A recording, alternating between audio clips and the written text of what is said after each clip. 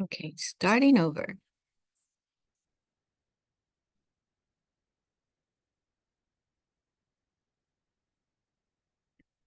Better.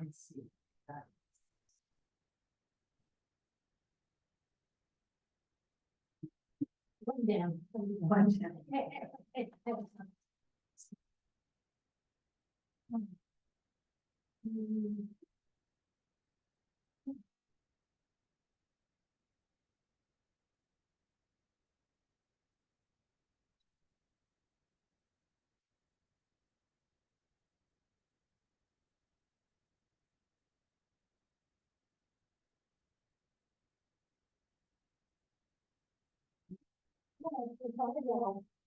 Good, good. I got a laptop now. No, it's my extra one. No, I can man it if you need. Well, I just was gonna use it to share my screen because I was unable to, print. I can help. Happy to. Okay, thank you. I'm So, tech savvy. Hi, how are you? Yeah, It's not good, really. sorry. It's like a rapid decline and he's eating and like Um, wanting to not move. And he's been saying stuff about not wanting, like, I've had a good life, enough of this. And stuff. Right. Like, oh dear. it's concerning. Yeah, I'm sorry. Very So hard. sorry. So thank you for asking. Um, it's not easy when it happens. So, It's something to, watch your loved ones not enjoy life the way you know they would like to and the way you'd like to see them. yeah, like Aging is real. it's a tough thing. It sure is. So this is this part. Okay, so this is the YouTube part. How do I get back to the Zoom? Okay, there you go. That's the Zoom. I'm Unable to live stream. but it is. I don't know what it's talking about. It's weird. I don't know what that is. That was Phoenix's. A test. It's a test, but we did that before. So we got Google. No, it's funny. This is one of my own times. It's like. I guess it's not a big. I don't know. Why could it be? Why would it be on the wrong time? Oh, there's just like so many things I don't know about what's going on. So how do I get back to Zoom? It says it's on Zoom. Oh, maybe I just make it. This is YouTube.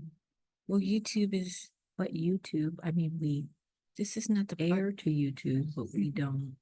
We usually are looking at the Zoom so that we can let people in and so on. I know. So now here is, That this just is makes it full YouTube. That screen. doesn't help. What? Unable to live stream to customer service. Doesn't make sense. No, because there it Live is. streaming. It says update, it's stream. Oh God, this didn't have this. What's the configuration page? I think of myself as tech savvy, but that I This don't is my understand. thing.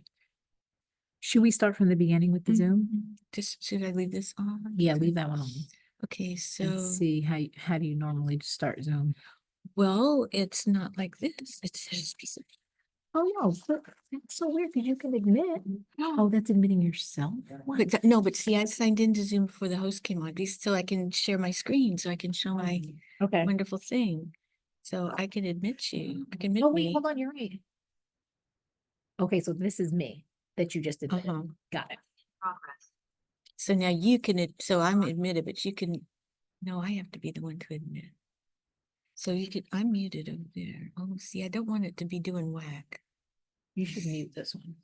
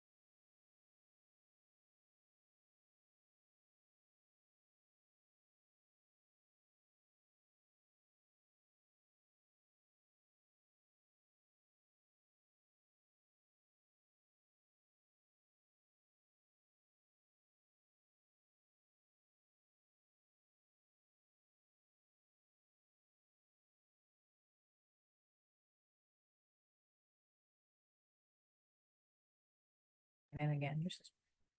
Rosanna? I can mute that one. Yes, can you hear me? Yes, okay, so we've admitted you once. There's another Rosanna in the waiting room that we are not gonna admit. That's me. You're in twice? One is my computer, one is my phone. Oh, do you want me to admit both of you then? Yes, please. Yes, ma'am. Okay, Thank you. Wait, I gotta.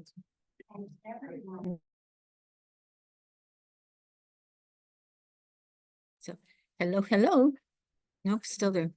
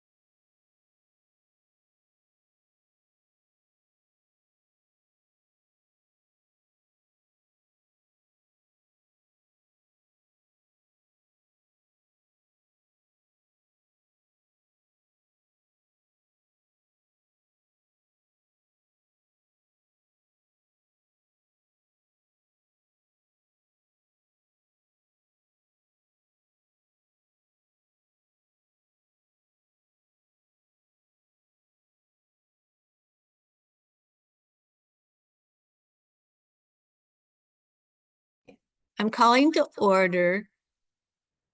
What? Sorry. Are you getting an echo?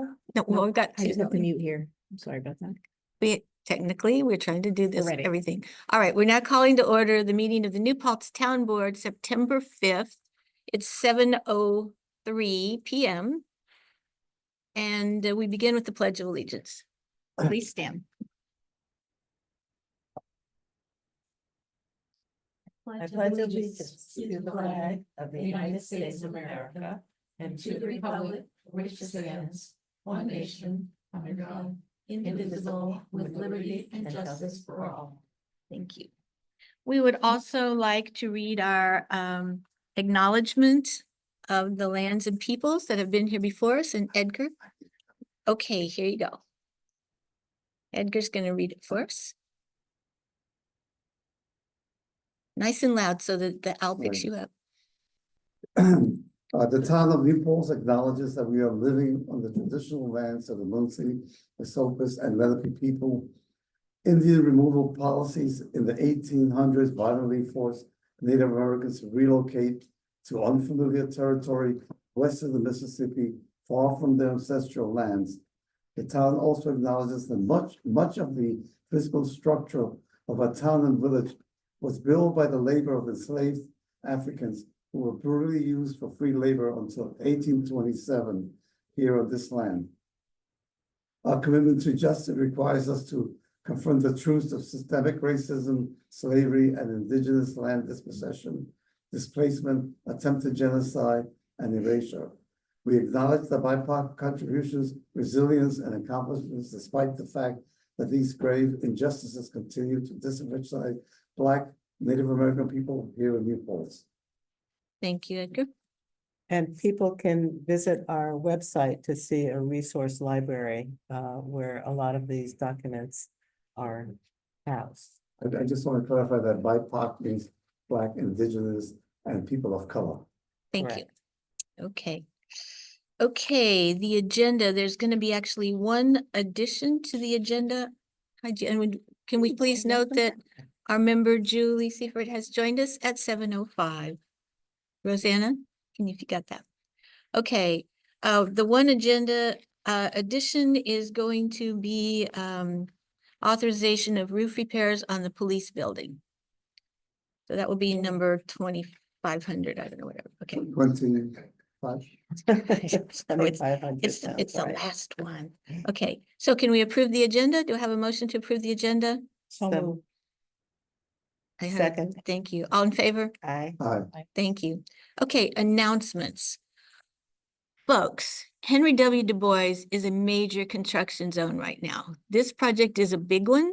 It's being done in a rather small constricted area of an old town road, town and village shared road. There will be a lot of disruption right now. We wanted to particularly be clear that today, tomorrow, there'll be paving between North Putt and Colonial Harrington area. Expect heavy delays. Road closures are to be expected. Closings are possible between Duzine and Harrington. The school buses will still maintain pickup areas, but if you need to go from Chestnut to Putt, think about finding an alternate way because there may be problems and we can't exactly predict when the piece of equipment shows up or the asphalt truck shows up or whatever. So it's not known exactly to the minute when these closures will happen. So please be aware of that. And please drive slowly if you do go that way. Okay, If I Thank you. made the work hours for that project, can we say when they are done with work every day? So after a certain time, they have been putting in overtime. It is hard to know. Because when the equipment's there or when the asphalt shows up, they try to work with it. So, but yeah, I mean, I don't think they go past 5:30 or 6, but you know, they start around 7:30 and please just pay attention. Also, the stop signs are still in effect. Don't get distracted by looking what else is going on and fly through some stop signs. That's not good. Okay. Another announcement, the Safe Start to School program is in effect. I think you've seen the speed limit signs around town. So we had it for the summertime. Now we have it for the fall with the school time. The Zoning Board of Appeals has a vacancy. Anyone who's interested in being on the Zoning Board of Appeals, please send your letter of interest to Town Hall.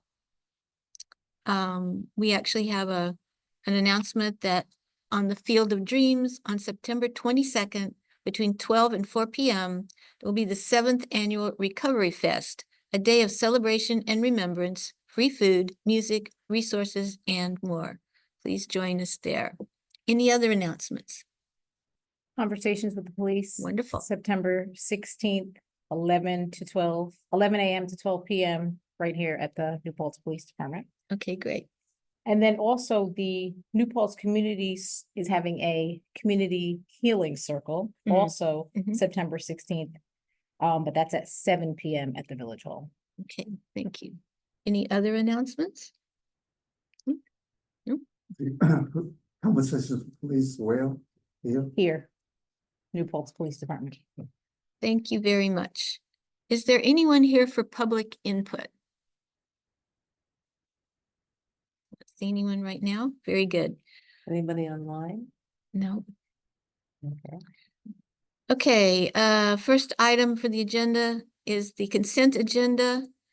It's the approval of the minutes for the last meeting and authorization to establish a planning board escrow for a particular project. Do I have any motion to approve the consent agenda? I move to approve the consent agenda. Second, Julie? All discussion? Nope, all in favor? Aye. Aye. Thank you. Okay, we have Chief Sutton with us, who's going to give us his monthly report. You want to sit there? You can be wherever you want. Okay. Jones.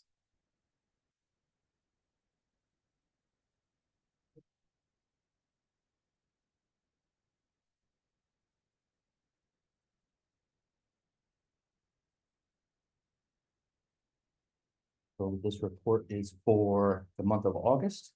And during the month, we handled 1,004 calls for service.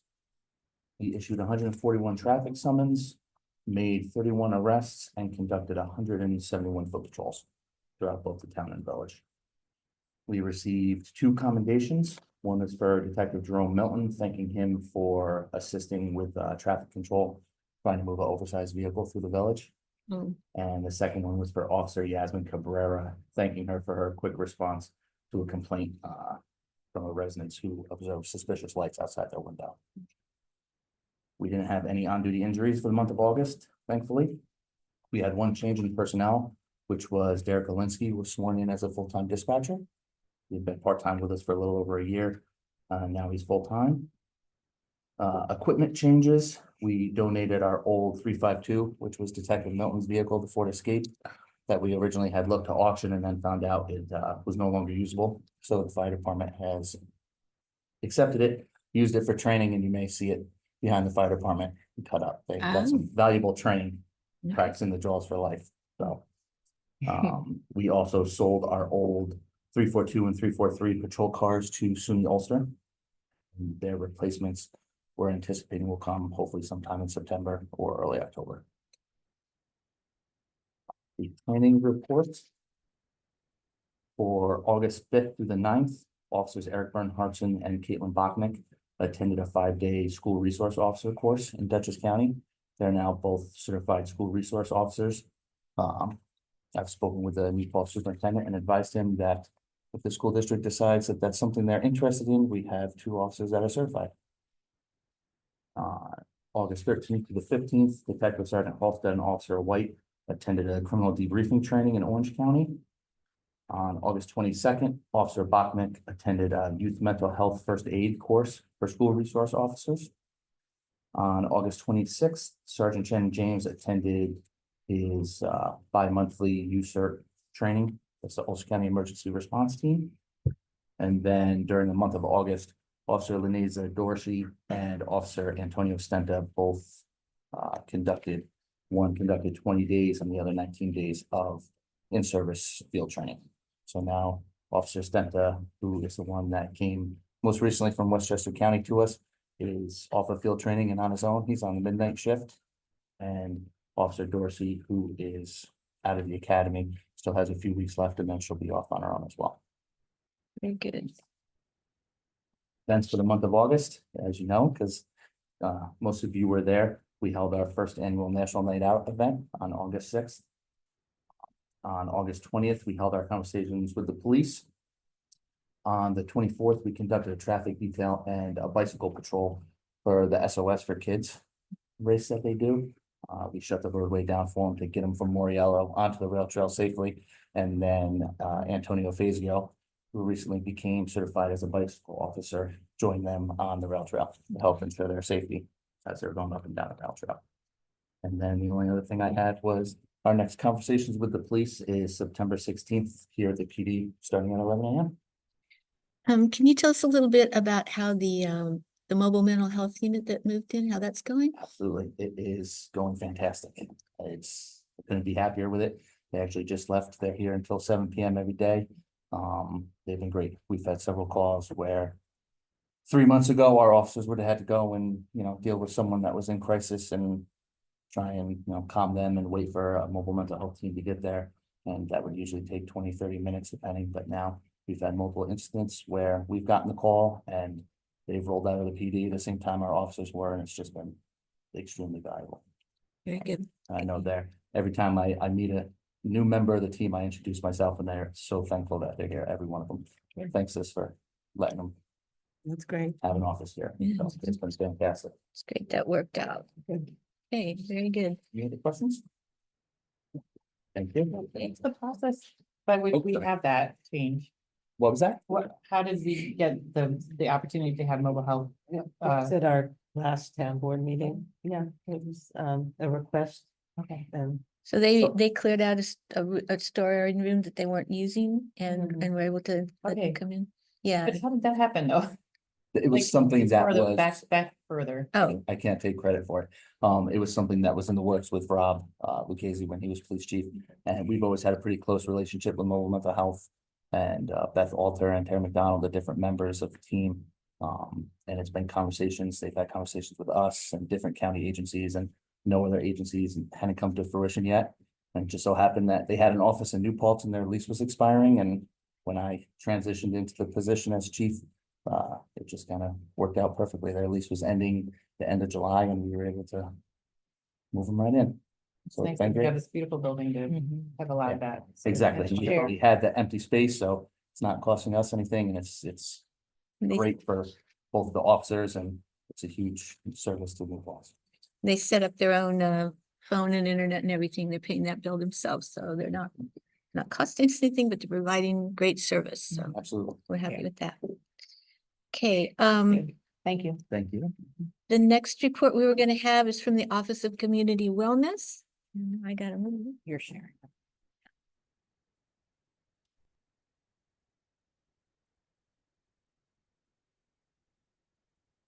Yes. Thank you for your prevention, your effort in prevention. Thanks. slideshow. Thanks, everybody, for your patience while we get to the program. No. Share screen. Oh, that's even better.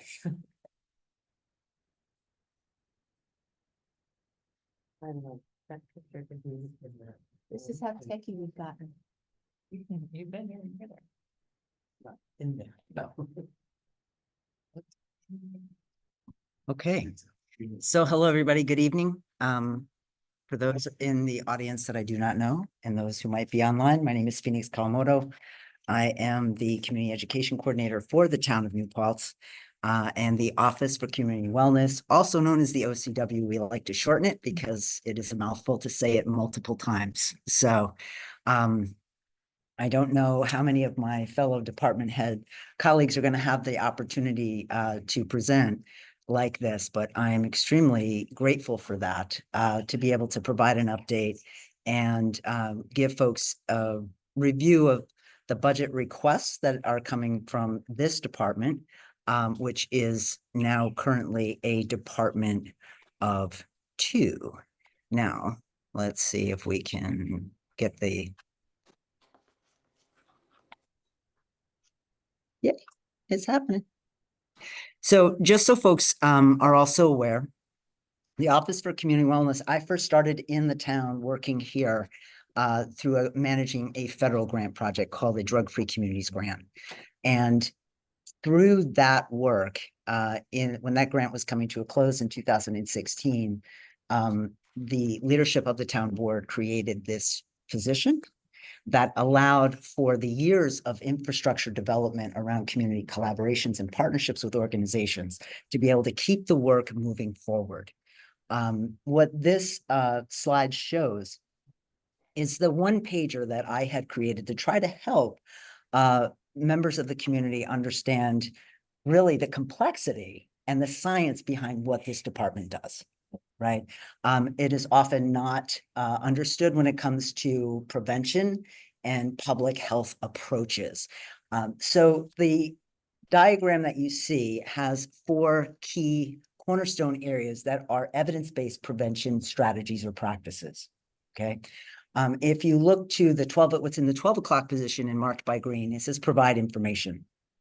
And on this sheet, there are a number of different ways right? Because people get information in many different ways, and you cannot just provide it in one way or in one format, right? So you need to meet people where they're at and provide information accordingly. So we utilize community video announcements, we have electronic campaigns, we have different websites that house different types of information, especially the opioid overdose prevention and response team website, which I encourage people to visit and is now accessible through NP for New Paltz, thrivingtogether.org. Again, it's all about, if people don't know where help is and how to access it, they're not going to access it. That's an added barrier. If you move to the 3 o'clock position, it says enhanced skills. A lot of times people want to help, right? They have family members or they're dealing with life situations, but don't know what to do. What is helpful? So we provide many different types of training, either through our department or through the numerous community partners that we have. When I first started in this community almost 13 years ago, this department is coming up on its closing out its 8th year in existence. The partners that we had at that point was about 45 organizations, which was substantial. Now that number is over 100. So as the work continues to grow and expand, especially with a pandemic and a post-pandemic time, and the various needs that we are encountering across the ages in our community and the nation, it's really important to help give people the skills and the information that they need. So we provide Narcan training. We did 18 of those just this year, specific to New Paltz. Mental health first aid training, a trauma-informed and resiliency responsive training, which I have just been trained in through the state and will be able to provide free of charge in the community starting in the very near future. And numerous other trainings. Right. We provide support. Sometimes support is through an event like Recovery Fest, 7th annual. That event has grown tremendously too. We're going to have over 25 different organizations this year, plus about 9 different health practitioners, holistic health practitioners donating their time and services. This is not just a New Paltz team effort. It is beyond New Paltz. It has always been New Paltz and Ulster County through the work that I've been doing over the years, but now it's expanded into the Mid-Hudson region. Reducing barriers. There are many things that get in the way of people accessing help. And so we work to reduce barriers and enhance access, identify gaps, and we work again with our partners to do that. Now, I apologize that I didn't have the time to update. I noticed that this does not show that there is now a second person who is part of this department. For most of my time here, it was a department of 1, and now it's a department of 2. As of March 25th this year, Diane Fossey joined the team as the community relations specialist. And she has a number of different activities in specific areas, and you'll learn more about that in a minute. So 2024 is a year where we are really seeing a dramatic, I shouldn't say dramatic, an exciting and inspirational increase. It feels dramatic to me because it's a long time and a lot of work and a lot of heart that's gone into the work over my almost 13 years here. But we're seeing an increasing number of, we're doing an increased number of activities. We're seeing increasing number of participants, members of the community who are enthusiastic and really grateful for the opportunities that are being provided, as well as exciting and important collaborations like with Margaret Wade Lewis and Elting Library, Historic Huguenot Street. There's really important work that we're able to do with the help of our partners. When we look at the data, this is going to be kind of a snapshot of some of what's happening and when it's happening, where it's happening, right? And who the outreach is. Sure. So this chart shows on the left, the furthest left column is the programs, efforts, and events that have been taking place this year or are scheduled for this year. A number of them have, of course, taken place because we're now into September. However, we are now heading, our whole year is busy, but really from September to December, it is extremely busy in my department. And we are anticipating a tremendous amount of additional activities and so forth that are going to also be in the planning stages right now that are multi-generational and through the Thriving Together effort. So those numbers are going to increase, but for right now, they're not too shabby, so to speak, in that if you tally up the different categories of types of events, we have provided nearly 70 different activities, events, community outreach events, Narcan trainings, programming for ENL students, different ways that we have interfaced with the community to help connect. And again, at a time where we're facing a lot of mental health challenges, a lot of impact from many different things happening in our country and in our culture, we're also recovering from a pandemic, and what is unfolding from that is continuing to ripple out. So you will hear a lot, if you haven't already started to hear a lot, about the epidemic of isolation and loneliness. Diane Fossey and myself are putting together a lot of content around that. Diane's been doing some research on the local, how it's being experienced locally. And we are working with partners in our mental health service providers networks to look at how we can help and assist, because that is a big factor and impact across the board. Physical health, emotional health, financial health, social health, spiritual well-being. It's all impacted by loneliness and isolation. And while we have the appearance of being the most connected ever, right, with all our devices and things, we're actually the opposite. And how that is impacting people's lives is really, it is very, it's scary. And it's something that is serious and needs to be taken seriously. So you'll see on there all of those different things that have been provided or will be provided this year. You'll notice the color coding because while I had them very nice and neat in a little graph, right, there's a lot of crossover.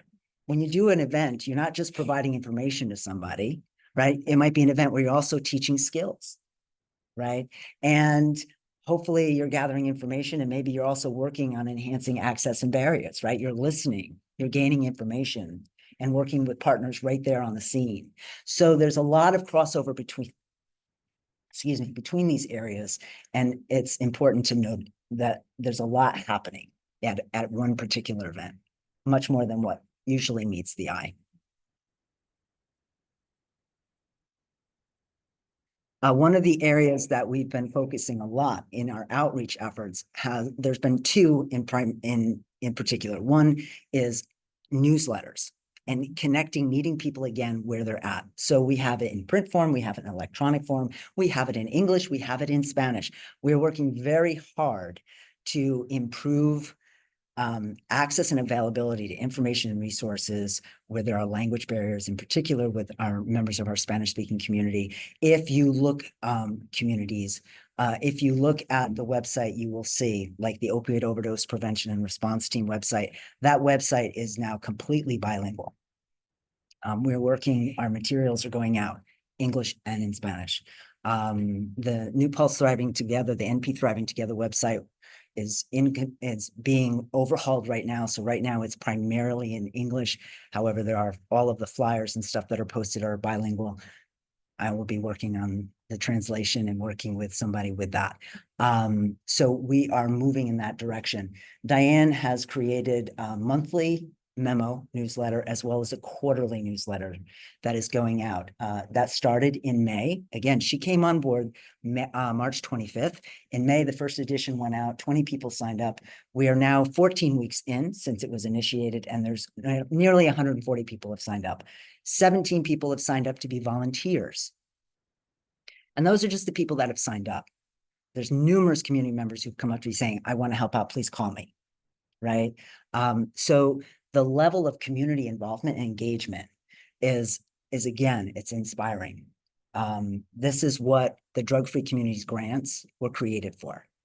The vision of that grant was to provide a community enough support and leeway so that the community could determine what was needed and what would work within that community to meet its local needs and rally across the sectors in the community to make community change happen. And there's a long history of that here. We're in the second decade of this work in New Paltz. That's substantial. That hit me today. This is year 13 of my tenure here. 5 with a grant, 8 with the town as a town employee. We are extremely lucky to have a community so committed to the vision and the work that needs to be done here. The other piece is our social media outreach. Again, we have to meet people where they're at and they're on their devices, right? I have 2. I'm so lucky. I have 2 phones. But we work with a social media consultant that is part of the contractual line of my budget. I have 3 lines. You'll learn more about those in a second. We started working with Aaron LeCan at the end of 2021, September. At that point, in 4 months, we reached 5,000 people. And we were like, all right, you know. The following year, that number went to 33,000, more than 33,000. And in 2023, that number again increased to 58,000 people. And this year, we are tracking to go even further because again, this is just till August. We're going into the 4 busiest months of my year. And we're already at almost 52,000 people reached. It shows in the work that we're doing. We use our Facebook and Instagram accounts to share information about upcoming events and so forth, but also the resources, the trainings, the things that we're doing.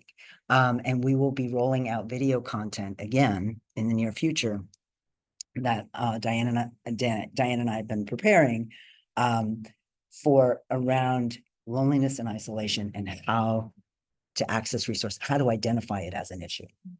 And where do you turn? And how do you get involved? So we are working in that way. Again, I mentioned, right, that I have 3 budget categories that I'm responsible, right, for. Contractual, which includes a lot of your everyday kind of business needs, right? Internet, phone, the website, the tech, right? SurveyMonkey, which allows me to do the surveys, right, to identify areas of shared passion and purpose so that we are now utilizing that data for our planning to create multi-generational programs, right?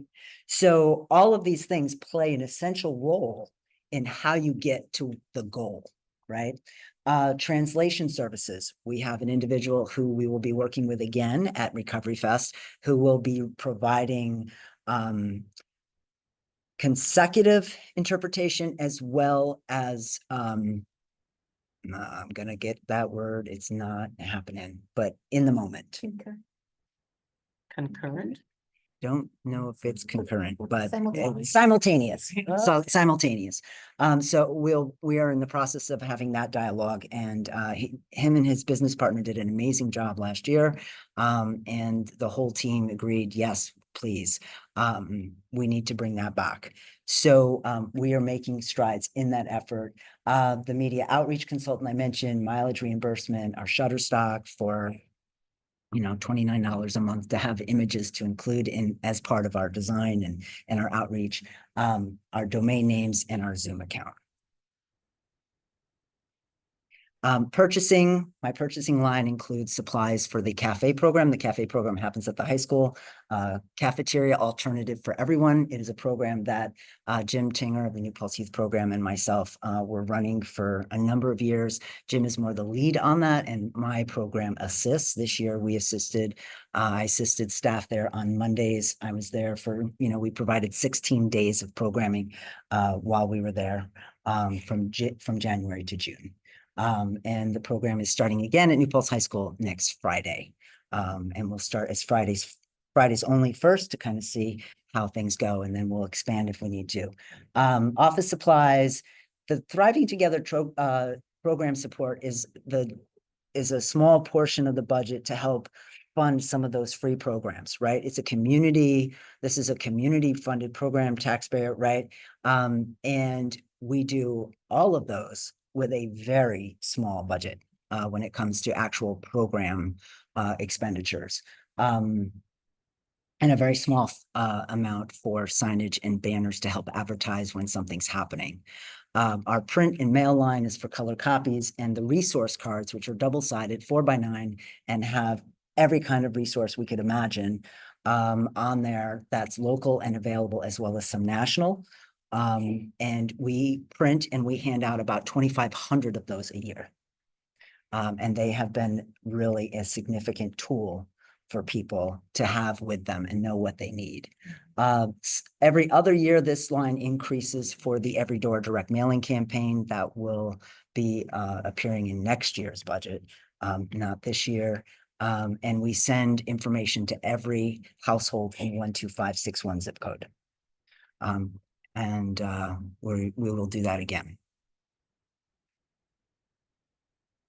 So at last year's budget time, the request was made for $9,900 for the purchasing line. Print mail was $1,450.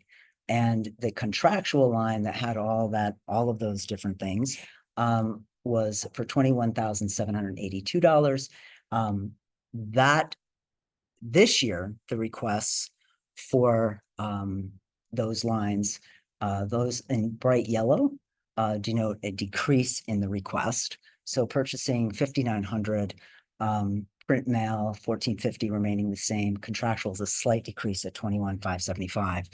In 2023, we had ARPA funds. We had the ability to use some funds to purchase equipment for events like the 20 by 40 tent, which would have cost me almost $600 each time I used it.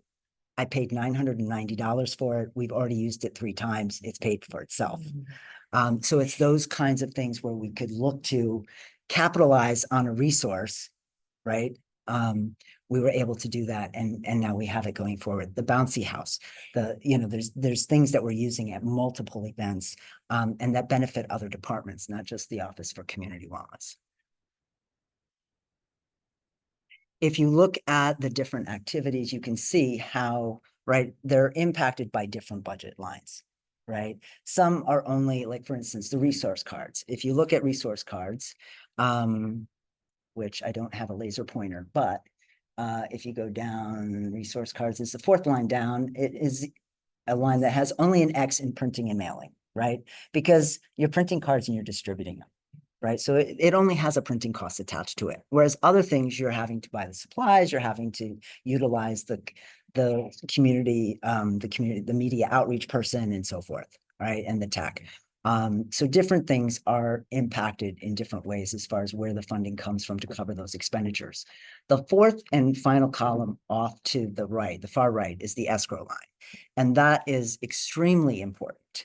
That escrow line was created so that there were things that could be supported by our partners. When I mentioned to you that I managed this grant, right? The goal of the DFC project, again, was to build an infrastructure, right? Their set amount was $125,000 for 5 years, each year, 125. No increases, right? You had that amount of money, and the expectation was that you were to grow the effort and make progress in the community. We're giving you this much. To get it done, you have to work together, people, right? You have to work together. And with shared conviction and compassion and commitment to the issues, agencies and organizations collaborate. And people would be like, well, I can contribute this, I can contribute that, right? The expectation of that grant is dollar for dollar match. If you're going to get our $125,000, you have to demonstrate and document $125,000 worth of in-kind contribution. We exceeded that amount every year. And in year 5, we exceeded it greatly by we had $179,000 worth of in-kind contribution in 1 year in this community. So I can't fundraise, I don't fundraise, but the community has a history of coming together and sharing resources to make things happen. Sometimes that's an individual, but you'll see in a lot of these cases, it's organizations who it's in alignment with their purpose.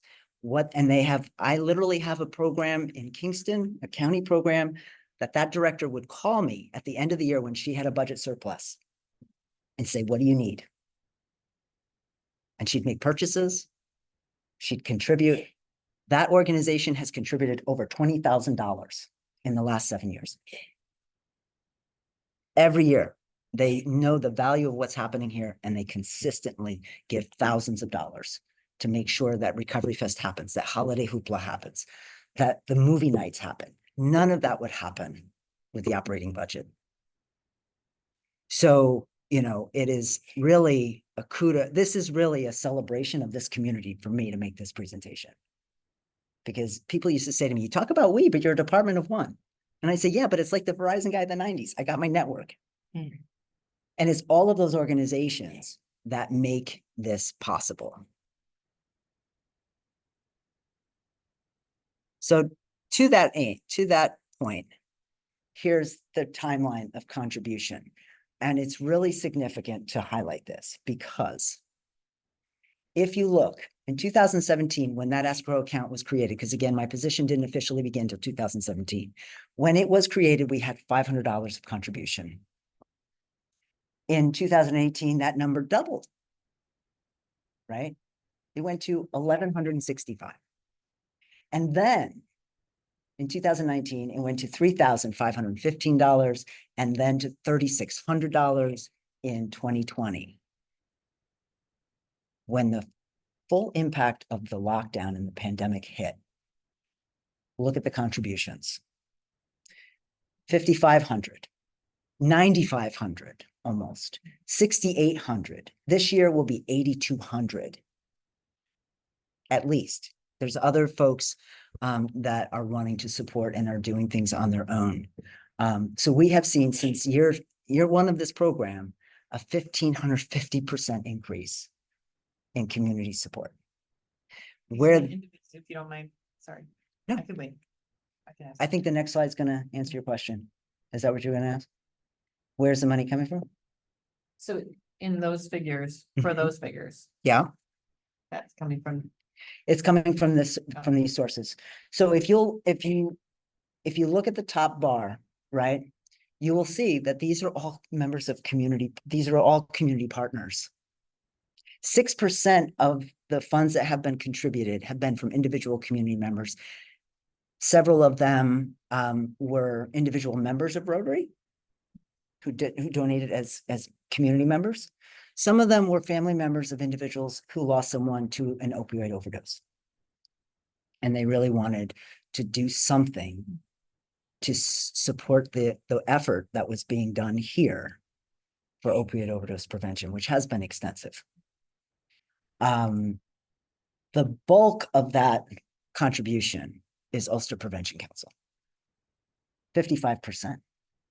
That does not include the items that they purchased on behalf of the Office for Community Wellness. That's just the money that they donated to help cover the operating costs and to co-sponsor events. Step one, another very supportive organization, treatment provider, New Paltz Rotary, New Paltz PBA, and the New Paltz School District Foundation came to the rescue when we were working together, trying to figure out how to provide youth in this community and a safe opportunity during lockdown where they could be social and safe. And so we started the Halloween window painting. Next month is the 5th anniversary of that. And then we know the pandemic didn't end, right? And so there became a spring window painting project because kids could paint outside and they could still be together. And it was an artistic, creative expression. It was an opportunity for them to create. It was an opportunity for pro-social recognition and social involvement. So the activities that happen through this are really steeped in a foundation of prevention science. And the budget really helps make a very small budget when it comes to programmatic and contractual lines, right? Really make this possible. And, you know, I've had a lot of experience having to try to make a lot happen with a very little amount of money. But that experience has paid off. And again, it couldn't happen if it weren't for this community and the support that's in it, to be honest. I'll end with this. I really encourage folks, if you have not yet signed up for the newsletter, check out, the website, see Diane Fossey. She's tabling at various places, Elting Library, Fourth Fridays. different types of groups that are meeting at the library. She makes sure to get there, and other community events, and will continue to do so. She's had 11 already, tabling specific, separate tabling events. And, you know, we are really maximizing our resources and our skills in the best ways that we can to expand and grow the effort, and it's working. And that's what's really exciting. So I'll leave the website up. Again, there's parts that is going to be added to. It's not complete. But it is the place to go to get updated on what's new and happening, and will be coming up. So if you have any questions for me, things that I can try to provide clarity. Yeah, sure. Sure. Where would you like to go? I guess that pie chart, Mhm. yes, so how are donations acknowledged? If you get a check, who writes the The- thank you check? I mean, people get an acknowledgement. Letter. The thank you note? So it says, thank you for your donation of $25. Yeah, But it's a donation. I mean, Yeah. Even if There it's not are- tax deductible, there's some kind of acknowledgement, we received your money. Thank you. yes, I reach out to the people that are contributing. Sometimes it's a handwritten note, sometimes it's an email when it's an organization. It depends on really who it is, but they are acknowledged, and some people actually don't want to be acknowledged. Could we make that a step though, if we get a check and then there's cash? I mean, the town doesn't accept cash anywhere, Well, right? sometimes it's So No. there's never a donation Sometimes- jar. food, or sometimes No. it's, it's food or it's supplies. During an event, I tell people it's free. Okay, And so there's no donation jar, so- so we don't have to worry about cash. None of that is, okay, Registered organization or an individual. Yeah. okay. I wouldn't say there has never been cash. When we did New Paltz Eve, there would be people who would be very frustrated when I tell them it was free, and they were like, it can't be free. And then when nobody was looking, they would stuff, a $10 bill somewhere. Okay. And it was at the Reformed Church, and then, at that time it was Reverend Betty, and she would come over to me and she'd say, Phoenix, or Carol Roper, and would come over and say, somebody left you some money, and it would go to fiscal, and then they would deposit the cash. Okay, But all of the contributions that are coming in are very specific. And actually, the thank you letters, there are thank you letters that the supervisors sign to those different organizations. Ulster Prevention Council got a letter. Step One got a letter from Okay. the supervisor. So it's so we know how much every single organization and individual wrote a check for. absolutely, because it's in the escrow, it's in the register. And there's So it's in the report. $36,000 in that account. Over not now, but that's over the course of 7 years. Okay, so when I was doing the vouchers and I saw things coming Mhm. out of that line, that's the first I learned about the escrow Mhm. account. And so it looks like the balance is fairly low in there. It's like down to around $2,000 or something. No, Is that No, not the case? it's over 5,000 right now. Okay. Anyway, I just want to make sure that, there is some sort of ledger somewhere that, this 55% of community donations, we can, and if they want to be anonymous, that's fine, but somebody knows that anonymous donor wrote a check for an amount of money, and that's all ledgered out somewhere. That's all in there, but I just want to clarify, 55% is the Ulster Prevention Council. There's Oh, several okay. shades of blue. So I just want to make sure that you Community is understand. Oh, community. Community is 6%. Oh. Okay, different- Rotary is different shade of 10%. blue. Yes, different Okay, shades of blue. got it. So I'm Okay. sorry, but when I tried to change that, it That's made it okay. worse. And I had to go with Yeah, what was that's fine. provided. 55% is the Ulster Prevention Council. Okay, But any organization receive thank you letters. And town supervisor, at that time, many of those, Neil was the supervisor at that time, so Neil signed those letters. and so the there checks were are made letters. out to. Town of New Paltz Town of- dash community education. Okay, So that fiscal knows that it goes into the escrow. okay. The checks are photocopied. I mean, it all gets, it's all kept. And a since record. we never solicit those, No, they're, uh, they are just voluntarily donated, okay. Then there was a slide before that. mhm, You know, I don't want to not cut this short, but we do have a very. I know we do. I don't know, maybe I should just say, I did just want to say that I got a call today, interestingly, from someone who was looking for a referral for drug rehab. mhm. So I went to your site. There was Acadia, recommended by the Ellenville Regional Hospital Center, who's one of, in a way, I think you're doing too much. I think you have too many partners, because Acadia was just exposed by the New York Times as a racket. They're imprisoning patients until their insurance bills are up high enough. So I don't feel like it should be your job to vet every single one of the referrals that your trusted partners send. But I think maybe we should reduce the number of trusted partners to the ones that you can personally vouch for. Yeah. Because will it take a was- look it- into you know, that. It's Acadia. It's the first one on the list. And it just jumped out at me. Which 'cause which website were you looking yours, it's the other orange one. Take this. okay. offline, now this is- I- Yeah, I- I'll look into it and be in touch with you. Kate. Yeah, I mean, I just think you've expanded so much that even though you're in a department of two, Mhm. you can't track these hundreds of agencies. And I'm sort of feeling like what people want to know is, where can I send my child, husband, whoever, locally that Right. takes Medicare or Mhm. takes Medicaid? So- Right, no, I understand. Okay, thanks. Yeah, I'll look into it because the Okay. one local resource page is specifically only local agencies. There So is one. I have Somehow to, I went have to to- look to see I'll what, send it to you. because I'll look into that and make It's sure a that New gets York fixed. Times article on Acadia that's worth. Yeah, reading. I will definitely look into that. Okay. Because Okay, the one thanks, page we Tina. have is I'd really like only to make local a residents. comment. Yes. That, my family, particularly has benefited from the programs, particularly in the beginning years, and that I participated in those programs. I remember one program that we had, which was a meditation activity for young people Yeah. to consider other alternatives than, drugs, etc. And we were doing meditation walks inside the old town hall.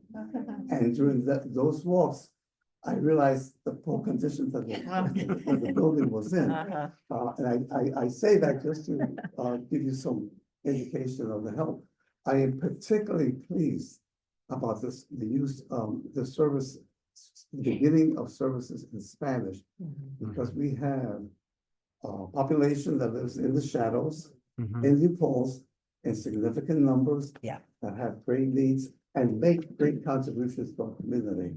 So I thank you for the presentation and the work that you've done for, it's Yeah. 15 years now, I think? 13, years yeah, now. in the 13th So- year. So thank you very much for that. Hey, Yeah. Thank you. Yes, Thank you. thank you. All right, thank you so much for your time and attention. So. And your, the use of your chair. I did close out, Mhm. I did close out the presentation. I'll take it off the laptop. Thank you very much. Thank you. Okay, so, we have another, presentation that's, about a problem we're having with, one of our facilities, and that is what? What is it trying to tell me? I don't know. Try closing some applications. Yes, so Ted, would you like to join us up here and talk about Springtown Bridge? And Christy, you're welcome to join us too if you'd like. Yes, please do. We can find another chair for you. Another chair? There's another little chair right there. Oh. There's a green chair. Okay, Yeah, please join us.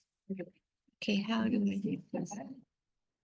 How about there, so we don't get the back of your head? Yeah, I just, okay. Okay. No, why did it do that? I don't know. Okay, let's try a different view.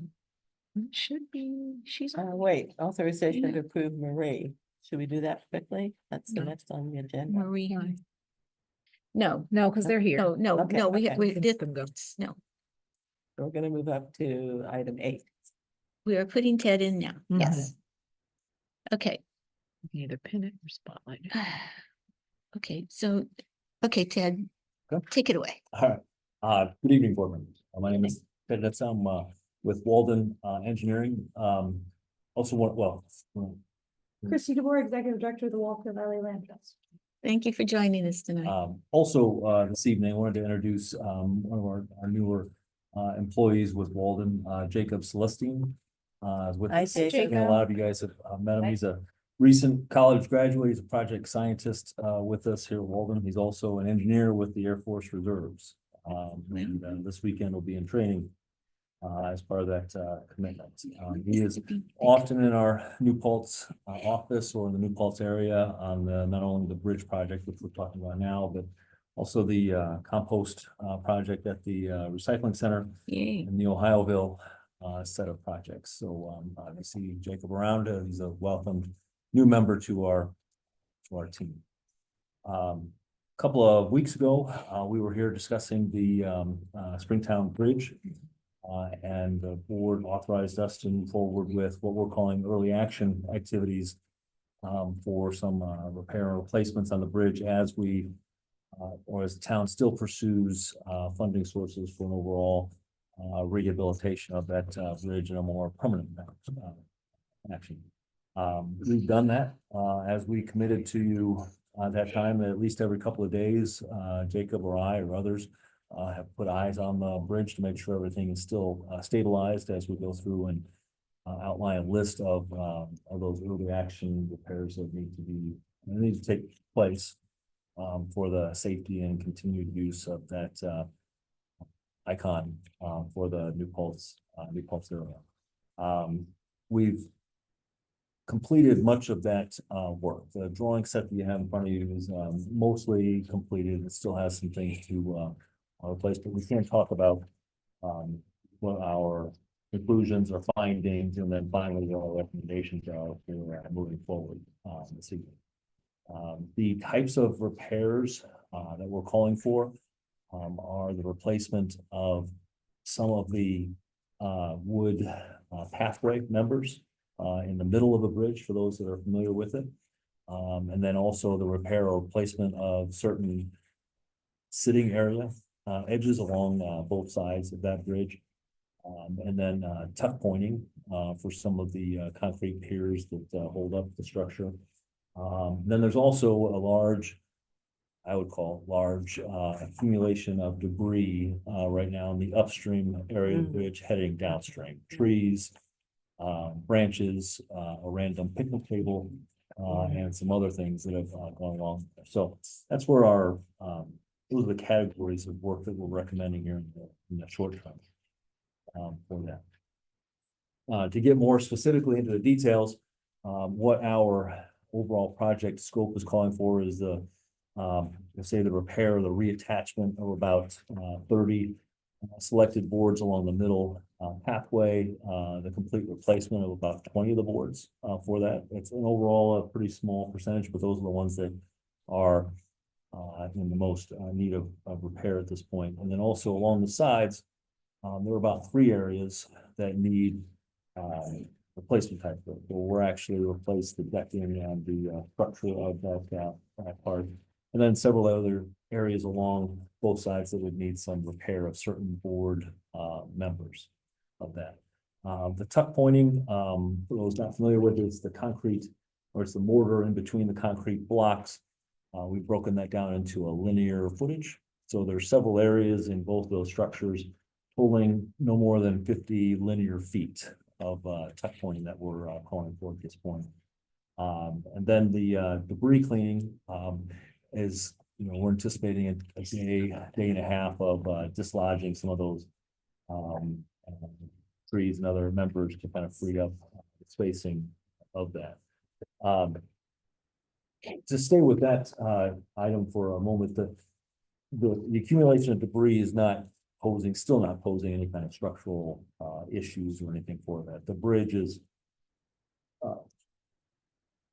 certainly able to handle much more than that. So although it is a large gathering of materials, looks somewhat ominous, there's no structural issues with that continued placement there, but it could be addressed. Can I ask you a question about that? yeah. Will the debris be sent downstream or pushed to the side or brought out of the river? I think a little bit of both. For the most part, it'll be just dislodged, then allowed to flow the way it would have normally occurring. Some of it would be pulled to the side and disposed of, but the type of that work would be mostly to dislodge it and allow it to flow the way it normally would. So find another bridge someplace else.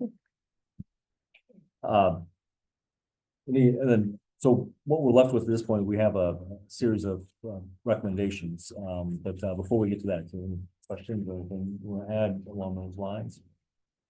You know, we all love this bridge. Everybody, just today, we were out there this morning for maybe 30 minutes and I don't remember how many, we've seen like 7 or 8 bicyclists going by. Lots and lots of folks using it, a few pedestrians as well, kind of early in the morning. So it gets plenty of use. And we want to make sure that it's going to be fixed up so that it's safe and usable for some time to come. So So I would just add that, I really appreciate, Ted's analysis and looking at this. And, while the town owns this and the Walker Valley Land Trust holds the easements, it's really important to the Walker Valley Land Trust and our supporters that this remains open. The 22-mile Walker Valley Rail Trail, I don't have to say, is so incredibly popular. Not only when we were out there this morning, but, multiple times we've had meetings out there. The amount of families, bicyclists, runners, that come through, it's such an important recreational open space, but I also have to say, something that people will travel to work or travel other places. I have a staff member that will come in from Kingston to New Paltz, on her bike, good weather, on the rail trail. So I'm so appreciative that Ted has really looked at how to address some temporary repairs, acknowledging that there is a larger repair need for this bridge. When the Walker Valley Rail Trail was established in 1991 in January, because thanks to all of the lovely minutes and other information I have from founding board members and others, this was a pretty big deal back in 1991. It was 1992, the decking was put on. It needs a lot of attention. So I'm really excited that there's some of these temporary repairs that can happen, but I do think it's important that everyone realizes that there's a larger repair that will be needed in the near future. I'm just thrilled that this is something that can allow it to continue to be opened and loved and used while we all work together to find the funding for that larger repair. I just want everyone to realize that this is Temporary. a very temporary, very Yeah. important, but temporary. Yeah, banding.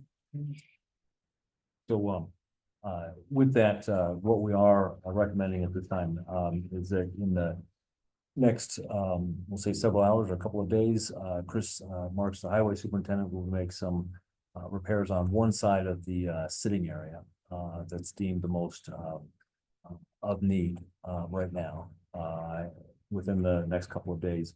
And then over the next couple of several weeks and a couple of months, the town will be moving out for bidding of both materials and the labor or both for the series of recommendations that we're making in regards to the boards and the areas of the bridge.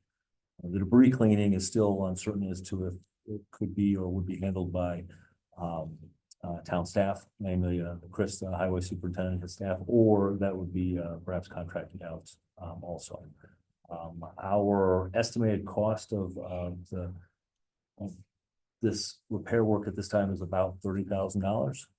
It's broken down into about $10,000 worth of materials, boards, anchors, other things, and about $20,000 worth of labor. That is a rough estimate, but it's based on what we've seen in other areas and the quantities that we've identified so far.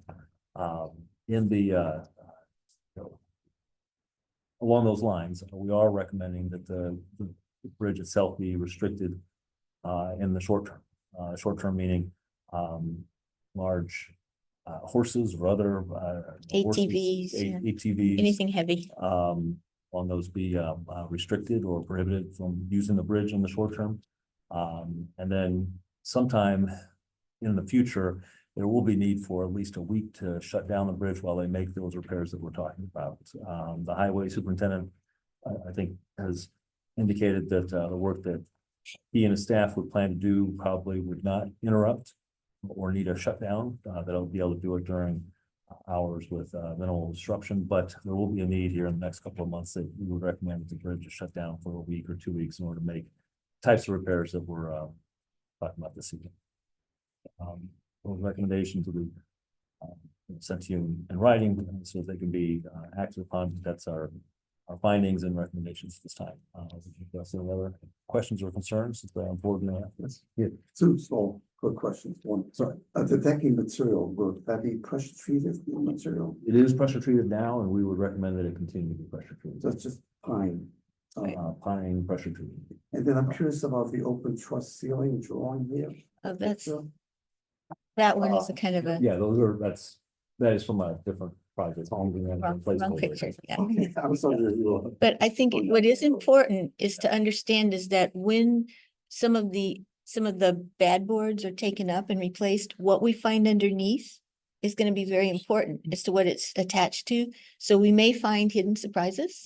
You know, we have to be prepared that there could be more that comes up as we unbury, you know, lift things up and take a look underneath. So, but right now this is a very workable amount of money to fix this up so that this bridge stays in use for the next however many months into whatever till we get major funding to do a really major job on it. So, yeah. Yes. So And great. the only thing I'd add is, I worked on a press release about doing a temporary closing for an known amount of time. I didn't have a chance because we had some other issues going on the rail trail.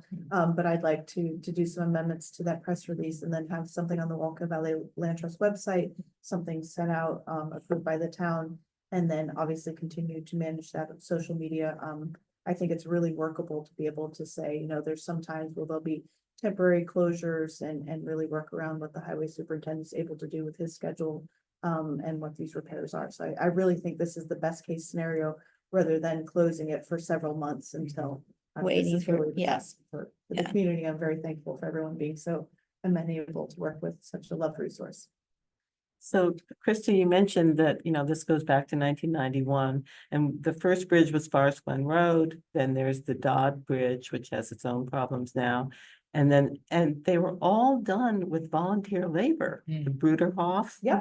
And donated. Is there any possibility that, and they were supervised by Dan Gunther? you Yes. know, that- So I So- spoke to Amanda about the potential for the Okay. Walker Valley Land Trust to be able to ask for Bruderhof or others that can maybe volunteer Okay. their services, but we want to really align that with what the engineering plans are and be able to Okay, but so do that. Yes. it's a possibility. Yes, Great, absolutely. thanks. I just want to commend you for having the cutest closures with the Lego on Facebook. Very effective, and if you haven't seen them yet, please be sure you're looking out for when Christie closes a part of the rail trail. Usually there's a Thank you. adorable little Lego. I just can Yes, only yeah. imagine you in your office, like, are you the one who does this? Yes, we try and do some cute things, but we've also found, you know, that we're a very small nonprofit of 4 staff. But the biggest thing we can offer is exposure to businesses and exposure on our website. Because the amount of people that come looking for information about the rail trail every day. So when there is something more severe like this, where there could be a disruption in someone's planned activity, we put a banner on the website and that seems to really help a lot. And then we also shoulder the phone calls and emails to the best we can. Because people are, you know, concerned, upset, and I've come up here, my family wants to do this, and we try and work around it. But you know, the detour around this particular location is a pretty serious one on Yeah. Springtown Road, very, very difficult, very dangerous. So I'm personally very, very thrilled that there's this situation when we get to the longer term repair. I guess we can say we cross that bridge when we come to it. but- Have to But, do you it. know, for the You gotta moment. let go of this that. is- Oh, Yeah, sorry, guys, I had to.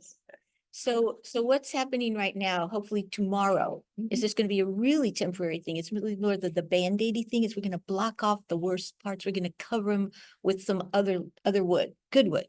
So Chris and his crew are gonna get good wood to just like cover the worst parts. So that no one will, you know, it's pretty Yeah. squishy. yeah, Yes. so a couple of those things are gonna happen. So, and then in the next week or two, when we get a written estimate of materials, because again, somebody's got to go and say, well, how much does 20 pressure, treated boards cost and stuff like that? How many screws do we need to screw down to 30 more? That kind of thing.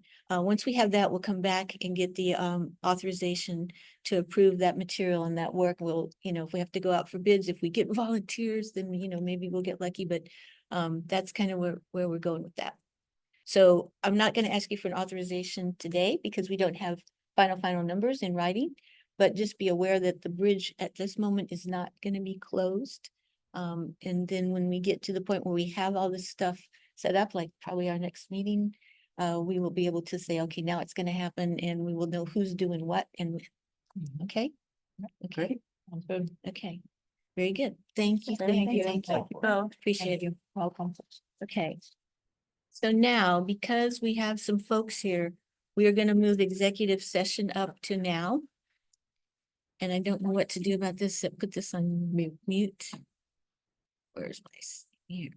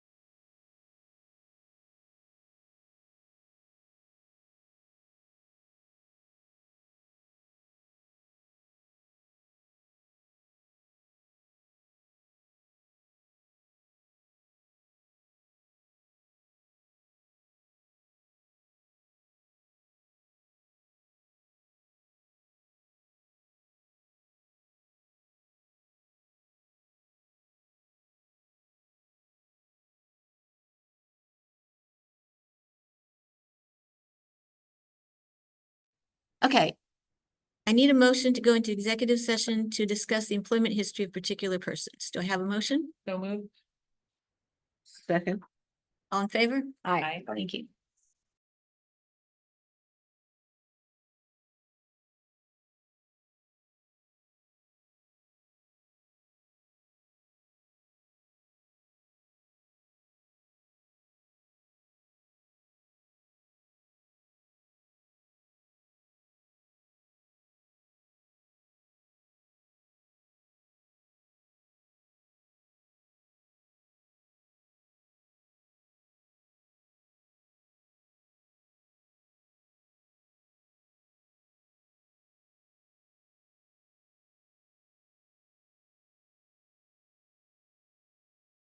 We should do it. Oh, yeah, Yeah. I'm, thank you for, I Good forgot thinking, that, I Lynn. call it Boppy's Bridge, so I didn't know what you're Well, talking about. everybody had the Mumu Bridge, so everybody Okay. has, Okay, all right, so we sorry.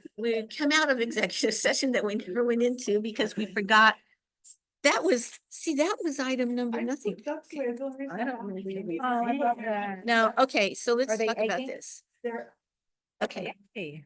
okay, so what happened is there is a bridge and Christie's got a name for it called the Plattekill. Plattekill Gorge Bridge, Bobby's Lanes Bridge, the bridge on the No. rail trail that has the fencing that people have been upset about the view.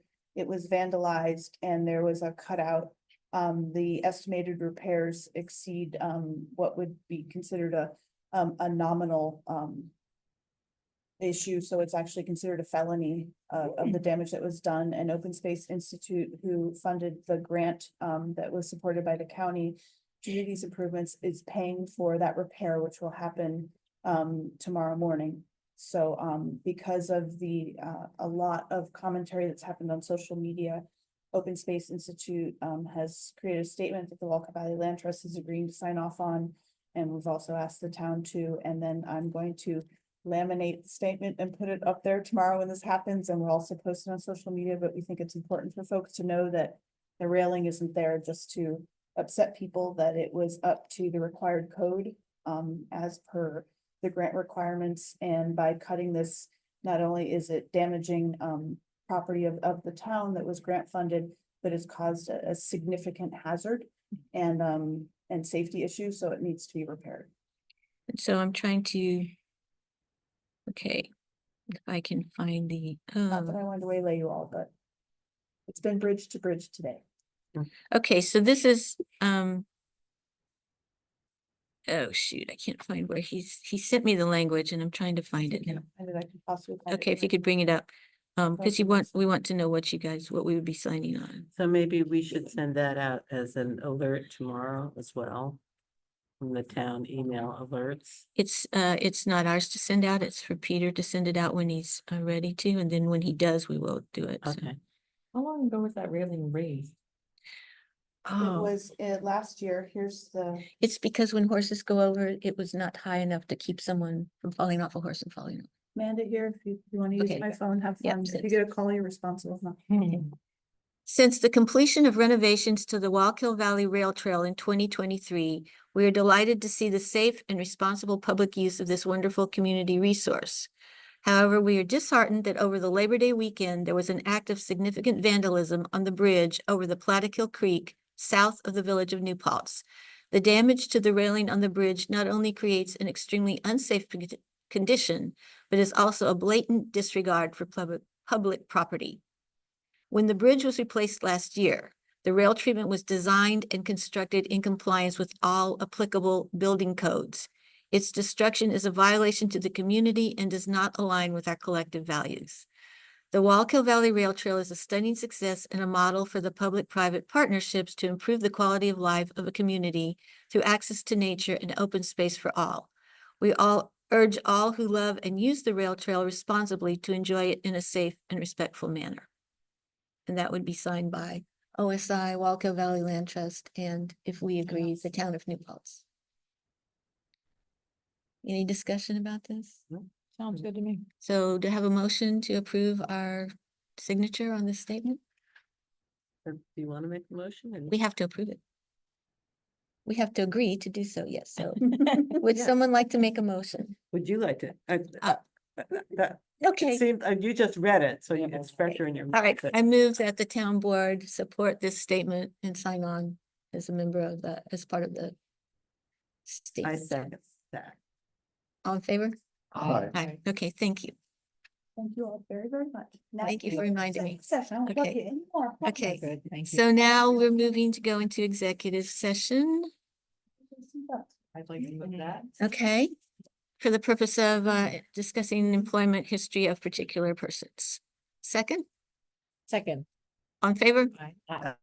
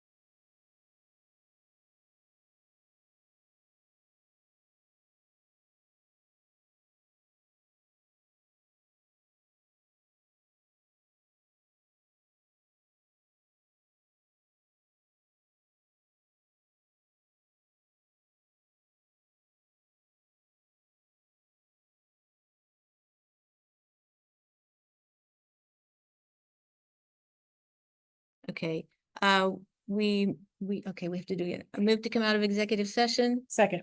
All in favor? Right. Aye. Okay, very good. All right, moving on to the agenda. We have a request to return payment, refund a payment of $20 for not attending a field trip because they were unable to attend 2 field trips actually, for $20 each. And the grandmother would like to have the money returned. So moved. Second. On favor? Aye. Thank you. Aye. Each item was that, I'm sorry. That was 4 and 5. Rosanna, please notice that Edgar Rodriguez has rejoined us. Okay. This is from the pool, authorization to approve Scott Harrington to work as a seasonal laborer at the rate of $23 an hour as budgeted for in 2024. Start date September 6th and end date November 30th. This is cleaning up and closing down the pool. Do I have a motion? So moved. Do I have a second? Second. Any discussion? So this is in addition to, we have some other people working. We needed another one. So at this point in time, the high school and college kids are all dispersing. And this is a person, he is a grown man who comes in and helps do some of the heavy Okay. work of finishing, closing up the pool. Okay, so we did need more. Okay. Yeah. All in favor? Aye. Okay. All right, prior notice law. So the last time we talked about the prior notice law, I told you we already had one, but it turns out Amanda, I'm sorry, just tell me what item you're on so that I can. 7, prior notice law. Okay. Okay. So the prior notice law, it turns out, has been revised by the state. And what it says is, it's very specific. This is if no civil actions will be maintained against the town superintendent of highways for damages or injuries to person or property by reason of any highway, bridge, street, sidewalk, crosswalk, or culvert being defective, out of repair, unsafe, dangerous, or obstructed, unless a written notice of such issue was submitted to the town clerk or town superintendent. So ours said, the one that's currently in effect says highway, bridge, or street. And it leaves out sideway, crosswalk, and culvert. But it also says or other properties, and that's not allowed. So to be in compliance with the current one, we would need to adopt this local law that you have a copy of. Mhm. So to do that, before we do that, we have to declare ourselves lead agency. So I would move that we declare ourselves lead agency. Second. Discussion? All in favor? Aye. And that we type it as a type 2, which is government actions. Good. So moved. Second. Kitty. Discussion? All in favor? Aye. Okay, we have to set a public hearing. We cannot adopt the law until we set a public hearing. So we can set it for the next meeting and Rosanna will post it immediately. Ooh, is Rosanna still here? Yep, she is. Okay. Thank y'all out there in Zoom land for hanging with us. Okay, so we have to, so first of all, we're all present Yes. and the following resolution will be offered by council member. Who wants to read it? Here you go. Which You wanna one? read it? This is the The whole thing? yeah, this part right here. Whereas section 65A of town law provides that the town and its highway superintendent may not be sued for dangerous conditions unless prior written notice of the problem was given, or unless the dangerous condition had existed so long that it should have been discovered by reasonable care and diligence. And whereas many towns have chosen to strengthen the protection offered by town law section 65A by adopting local laws that eliminate the exception and require prior written notice of defective or dangerous conditions in all cases. And whereas such a law must contain a clear statement that it is intended to supersede section 65A of town law and must contain a requirement that any notice be transmitted to the municipal clerk or highway superintendent. And whereas case law prohibits municipalities from expanding prior notice law beyond the listed locations, streets, highways, bridges, culverts, sidewalks, or crosswalks. And whereas the locally adopted law must comply with the requirements for adoption of local laws generally, such as it must be filed with the Secretary of State. And whereas the municipal clerk must keep a separate indexed, according to location, record of all notices received pursuant to the prior written notice statute or superseding local law. And whereas the town of New Paltz desires to adopt a local prior notice law as described above. Whereas any project having a potential impact on the environment must have such impact determined by a lead agency pursuant to the state act and town code. And whereas pursuant to state act and town code, a lead agency must be designated to review the proposed project. Now therefore be it resolved that the town board of the town of New Paltz designates the town board as the lead agency to determine all environmental matters, and it is further resolved that the town board of the town of New Paltz has compared the proposed action as described in the environmental assessment form, parts 1 and 2, with the list of criteria set forth in 6 NYCRR 617.12, and determined that the application proposed is a type 2 action and that no further action is required to be taken under the act. Reading the vote. Yeah, ready to vote. Are we ready to vote? Discussion? Sure. I just want to use this as an example of the presentation we had today on the bridge. In a sense, we've gotten notice, that we have a situation, and with this law in place, then we will be covered from a lawsuit if someone were to be injured on the, I'll call it the Springtown Bridge. So that's kind of bringing the cycle complete.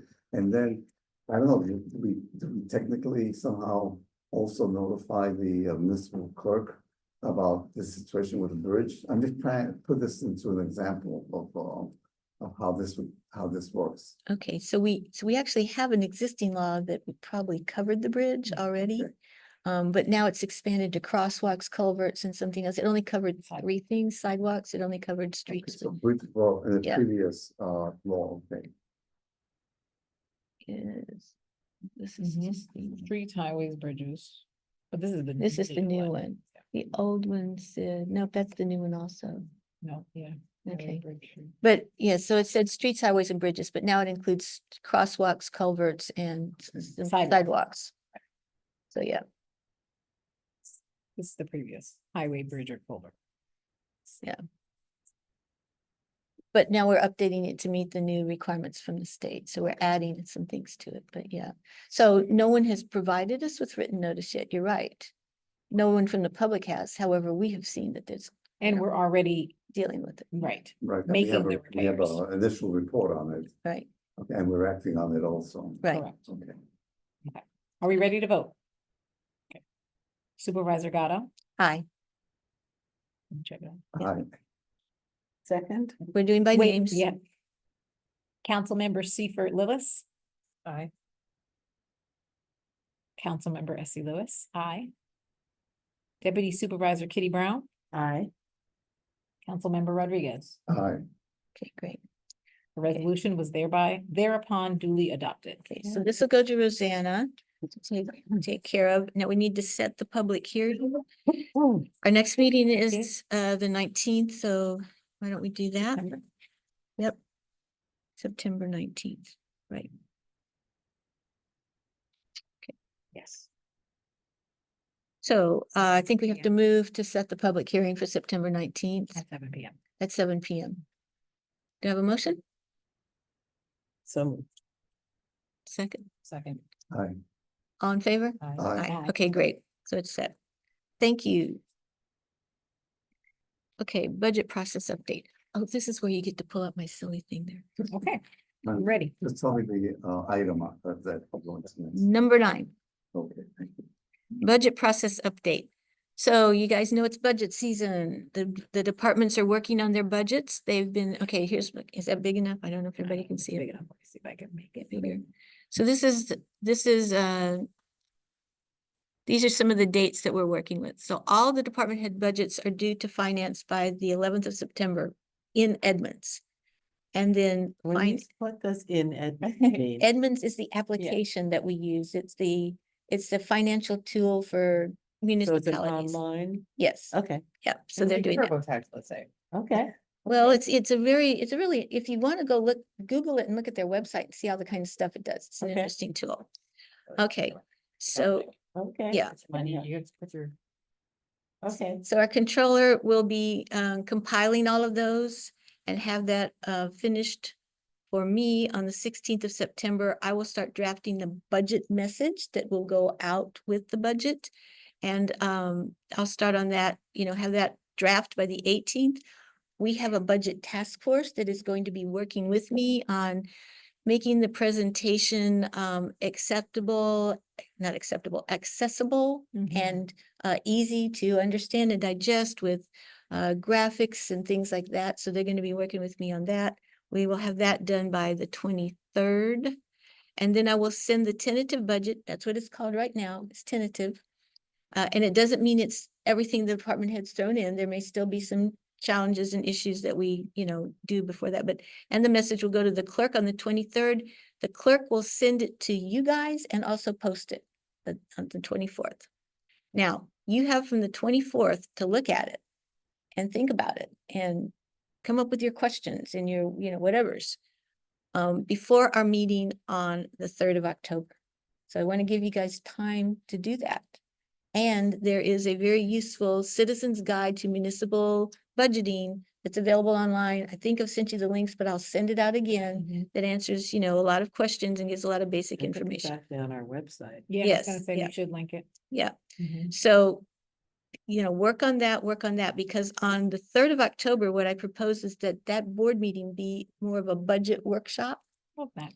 And then we'll only do very time critical agenda items It's a otherwise. great idea. But we spend our time on that, so we all get to talk and discuss and ask questions and have- whatever. One request, Mhm. because apparently Karen is the only person in town hall who has the upgraded version of Adobe so that she can manipulate the documents.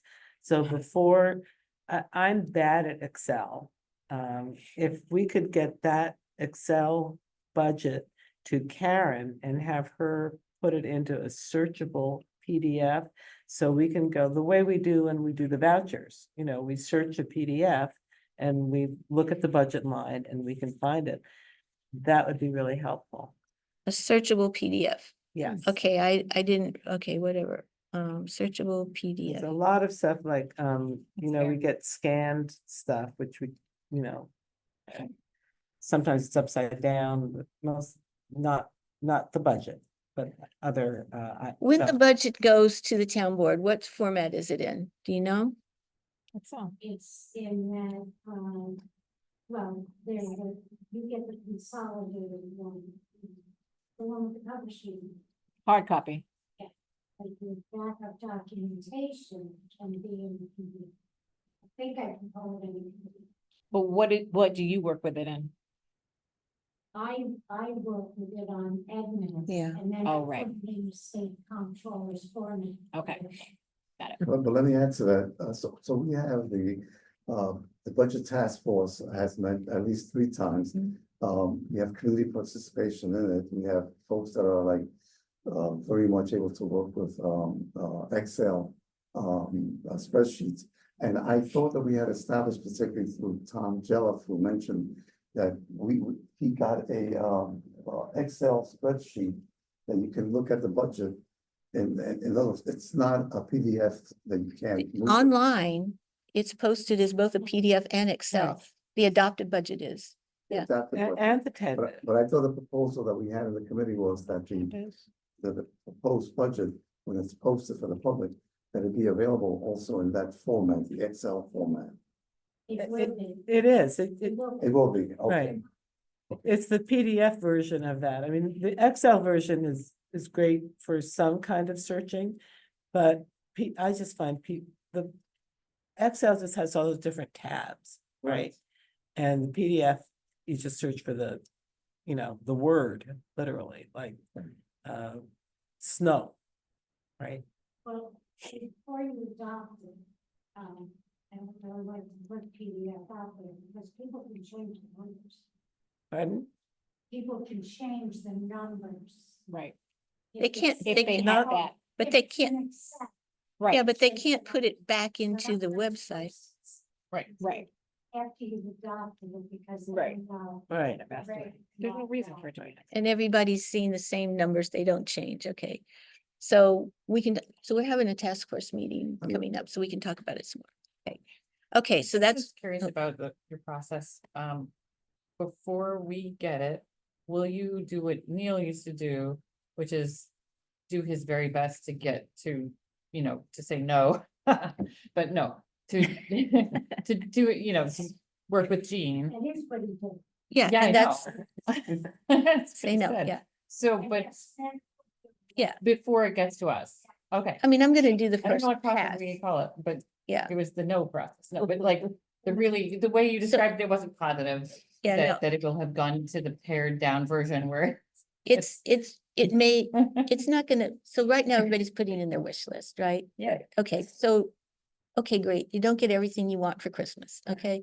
So Yeah. you get the bike, but you don't get the horse, Right, you know, and- stuff like that. And I'm certain Neil always was thinking of the final number. Right, and which is and the, we've the been, tax levy. yeah, So- absolutely, And I know absolutely. you will too, and Yeah. I just wondered if it would happen before we Right, got it. yes. So which version are board members getting?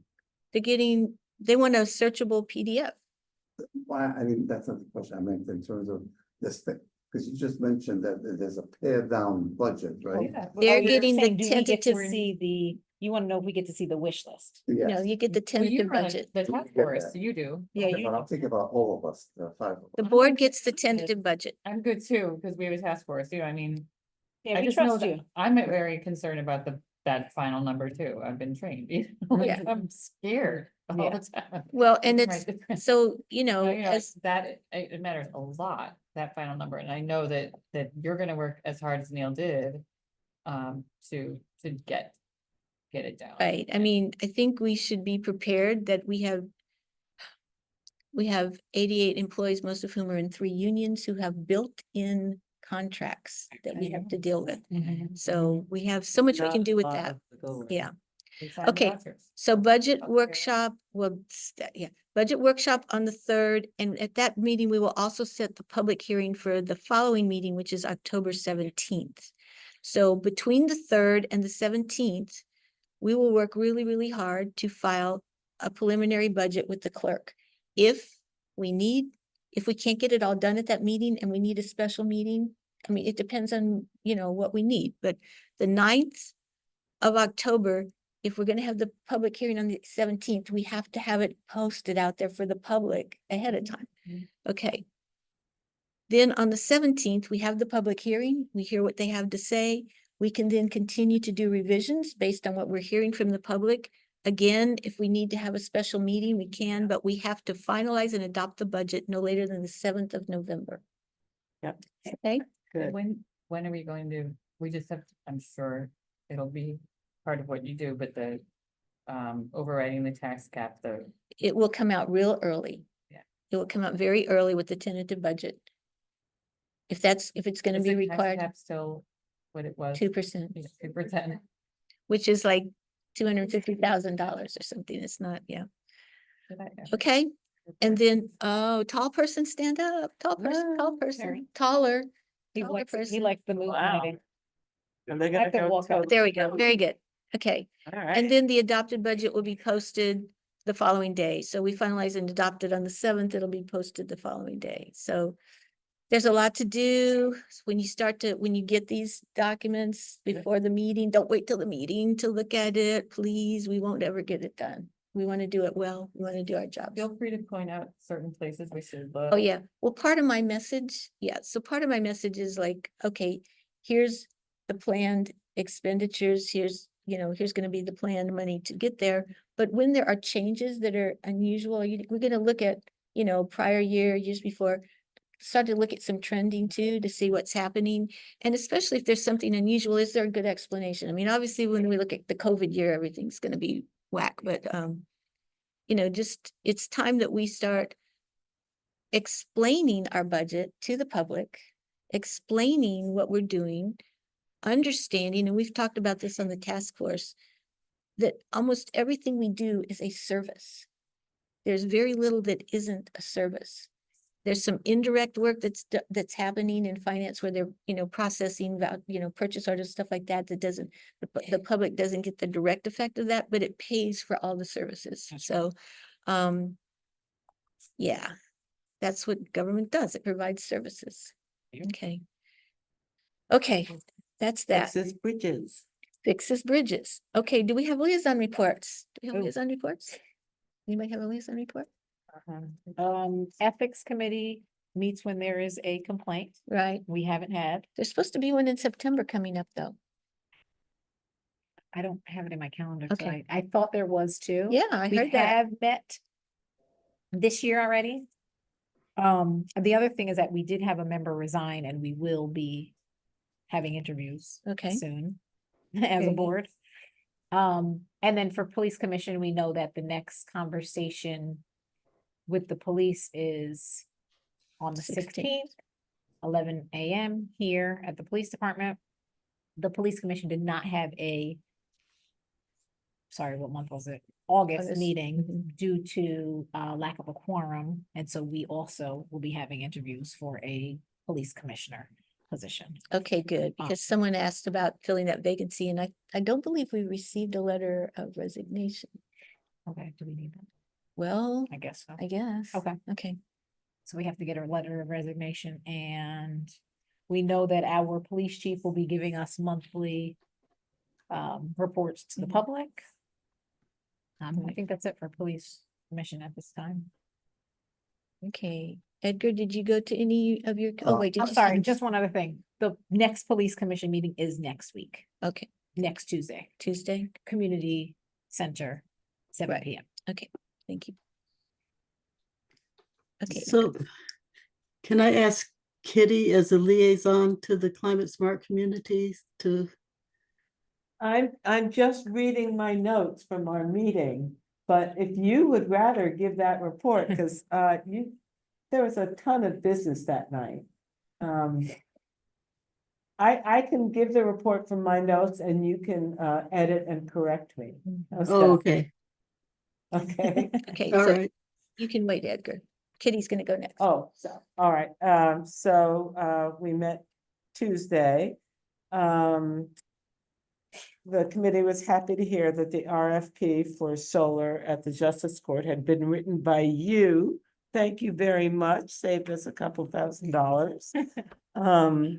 The one question was, is it from both the town and the village? Are we both requesting that grant money or is it just from the town?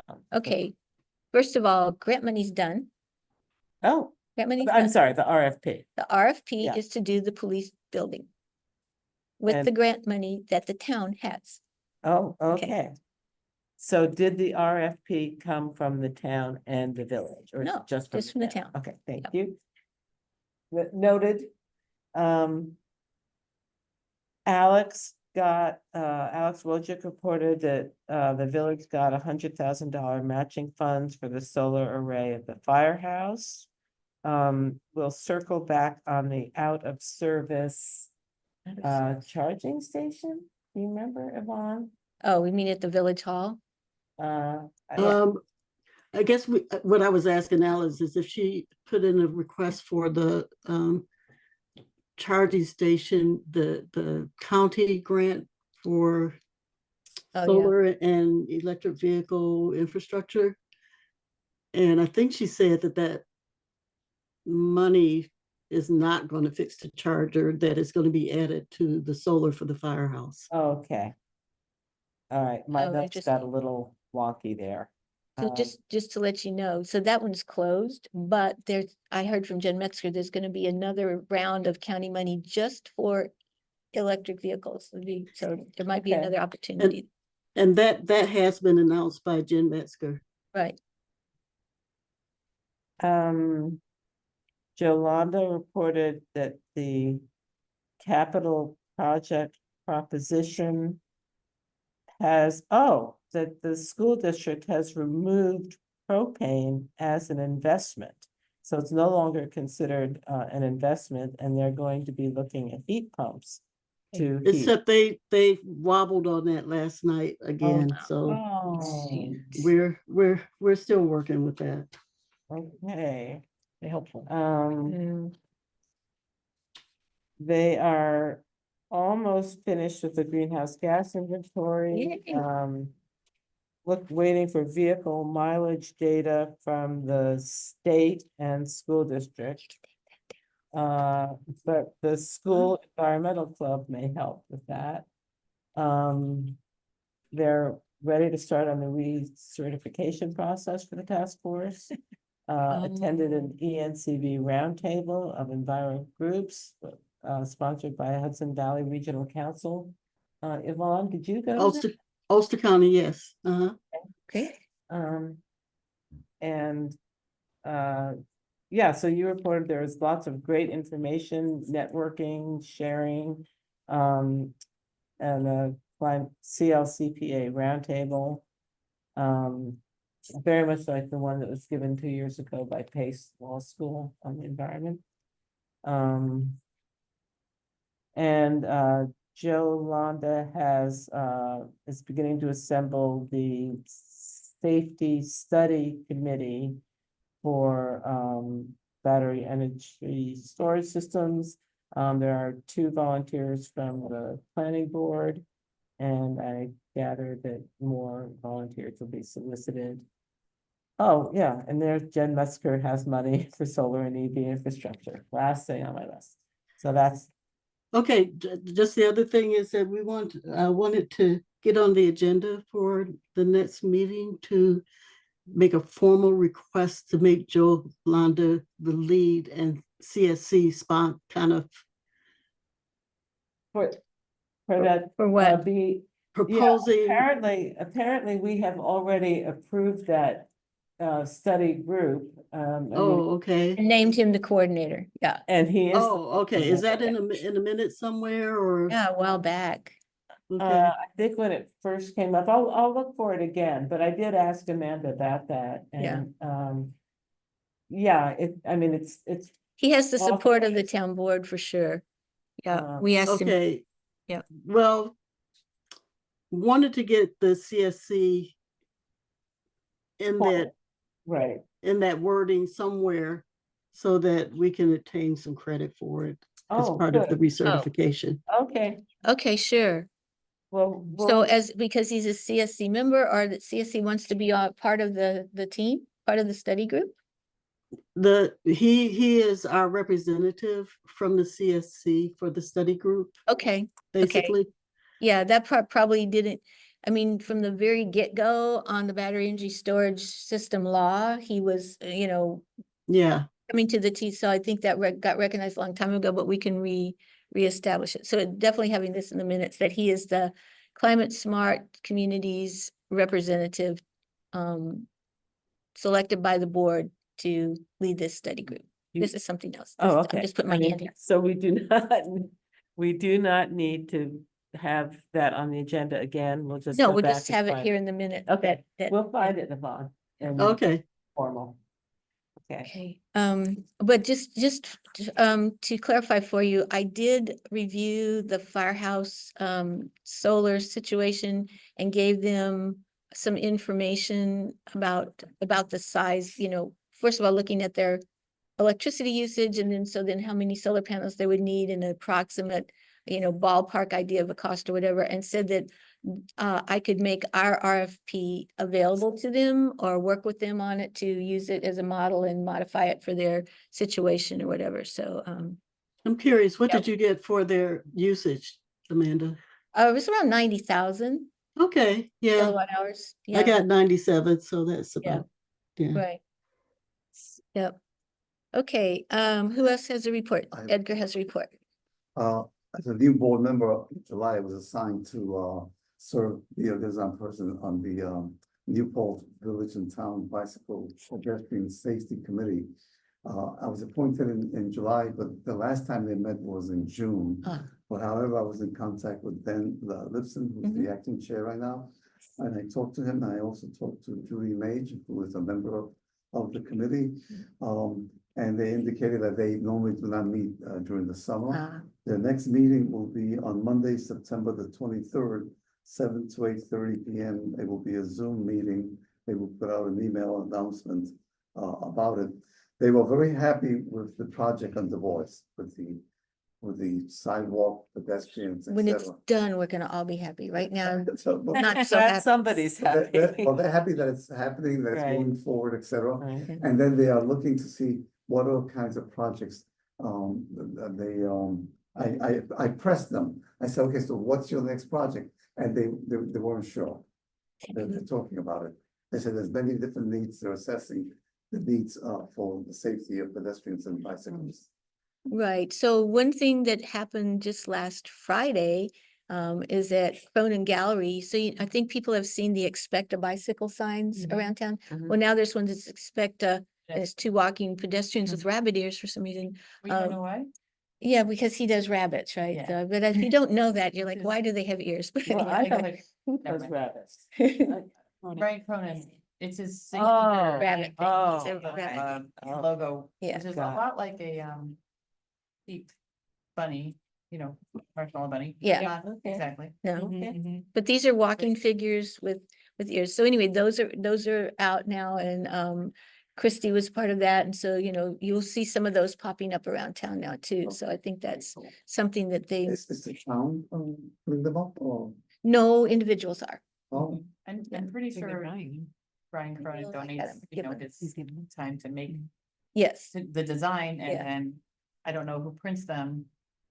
I don't know either. I don't know how much Welcome Valley was involved with that or whatever, but yes, they had a little thingy about it, so you'll start to see those pop up. But I'm sorry, do you have another liaison report? Was that it?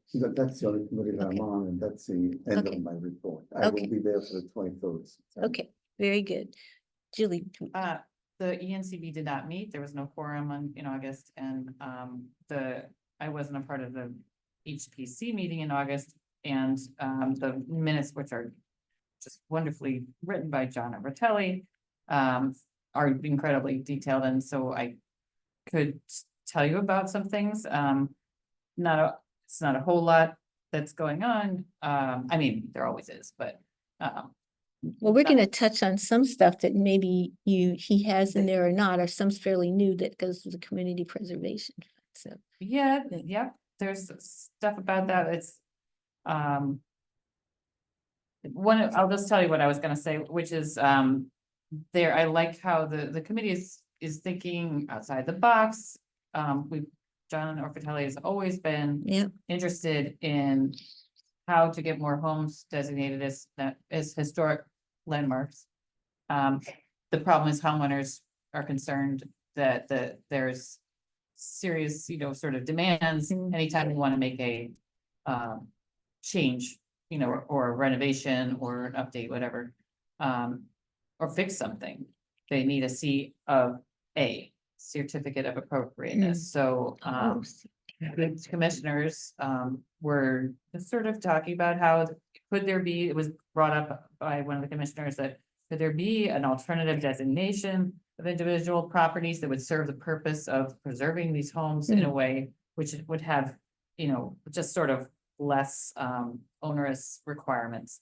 And that's something they're talking about. It's not gone somewhere at this point. And there's website discussion continues.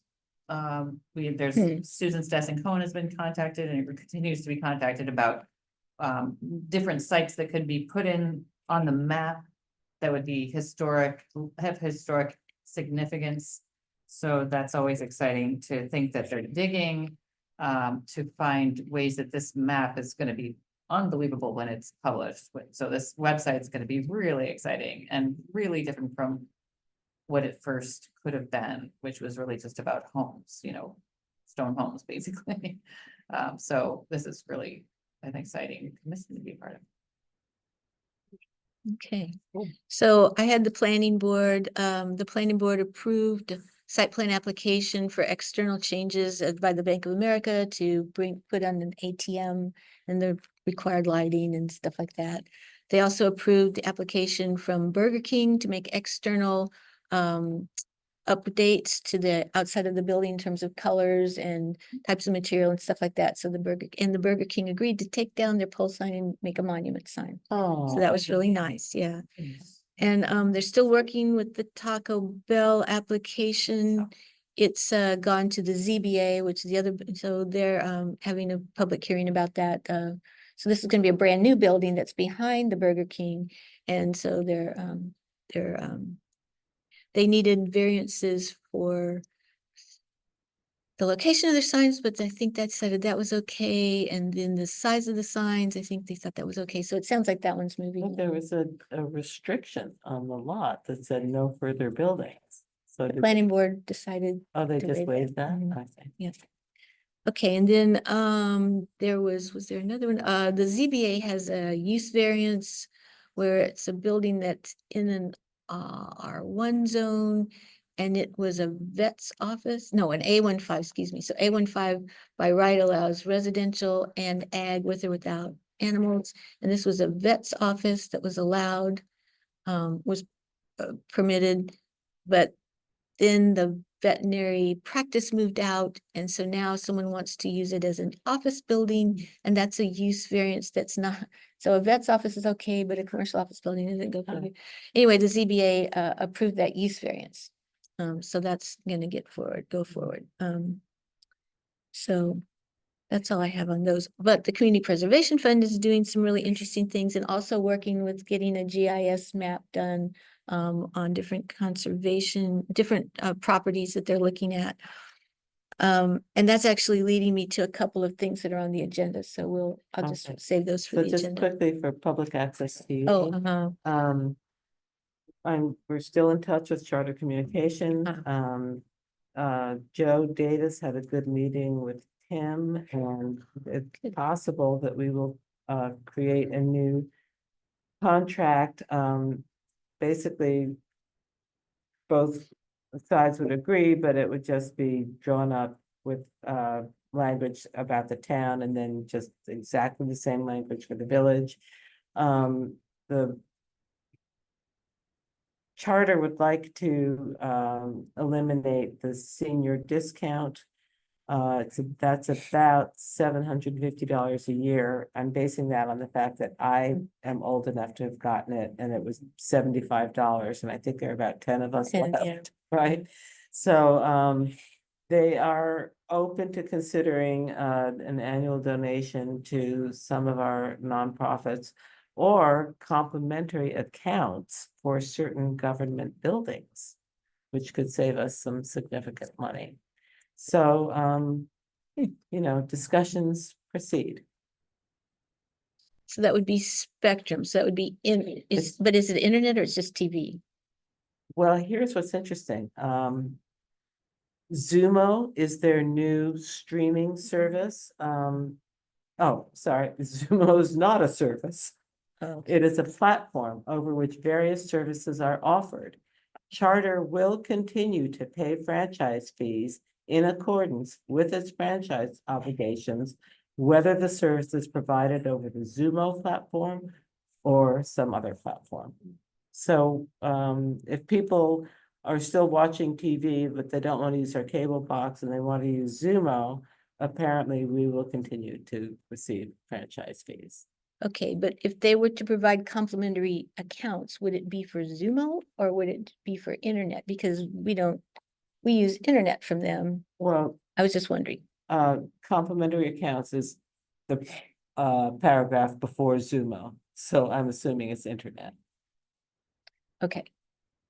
Well, that needs to be clarified, but Oh, you so much suggested, needs to be clarified. yeah, so, Okay. so we might talk about that at the next meeting. Okay, very good. Is that the end of liaison reports? Okay.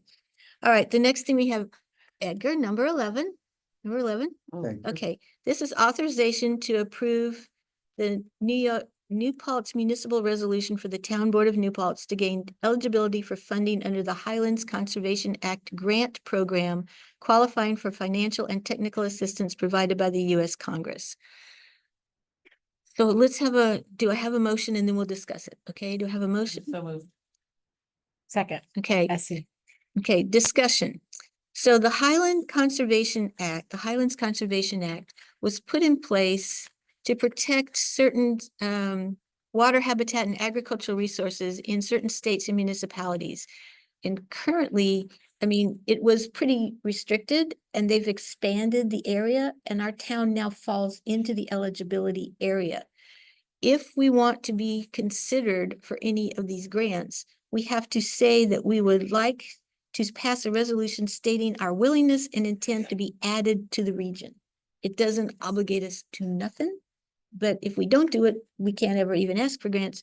But if we do, so no other action is required. So we have a sample resolution. Is it the Hudson Highlands? No, I thought, no, it's not. It's a, Highlands? it's, Got it? so it's got, it's like, it's got parts of Connecticut, parts of New York, parts of New Jersey, and then they, yeah, then they added in going more into the Mid-Hudson region. It's like, yeah. So, here's the resolution. So first of all, we're all here at a regular meeting of the town board. So it says offered by council member, but can I move? Can I read it? Yes. Okay.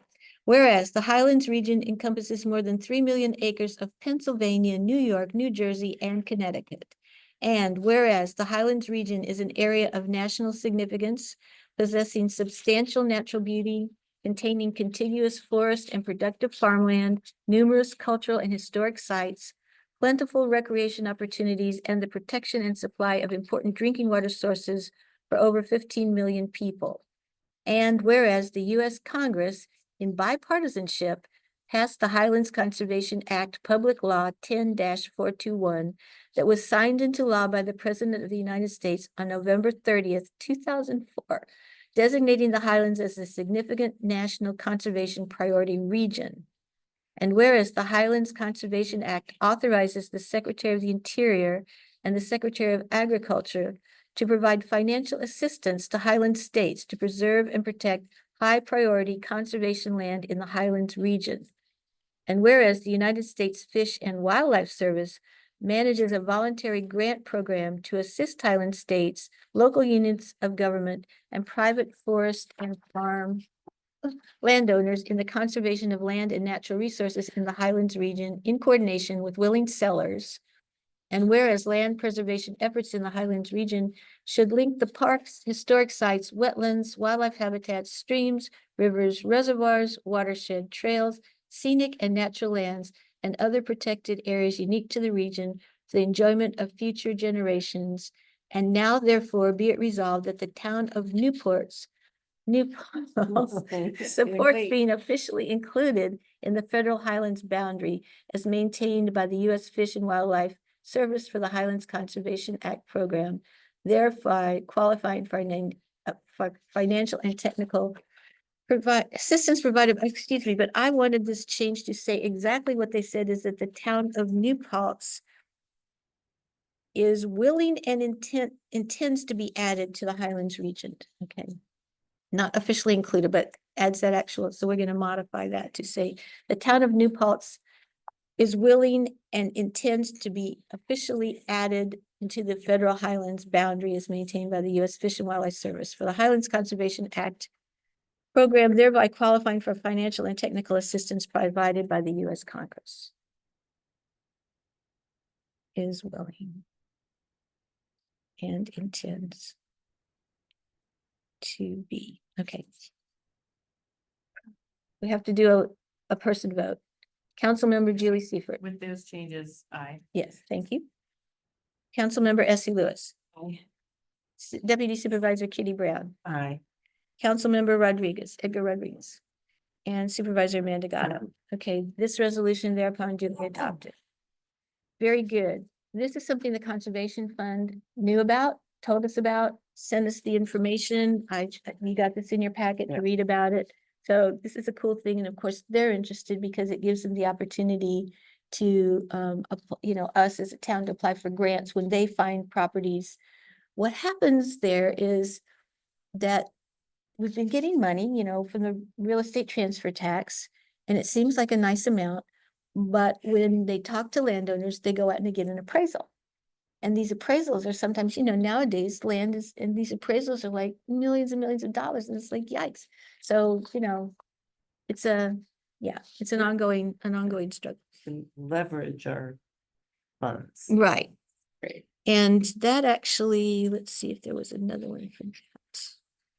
Because I don't see Tom on here yet, so. This number 20, authorization to request a grant of $6,000 from Ulster County Soil Wait, and you Water skipped Conservation. 12. I'm coming back, but this is kind of linked, so let's just do these together. From the Ulster County Soil and Water Conservation District. And this was in your packet also. Yep. Number 20.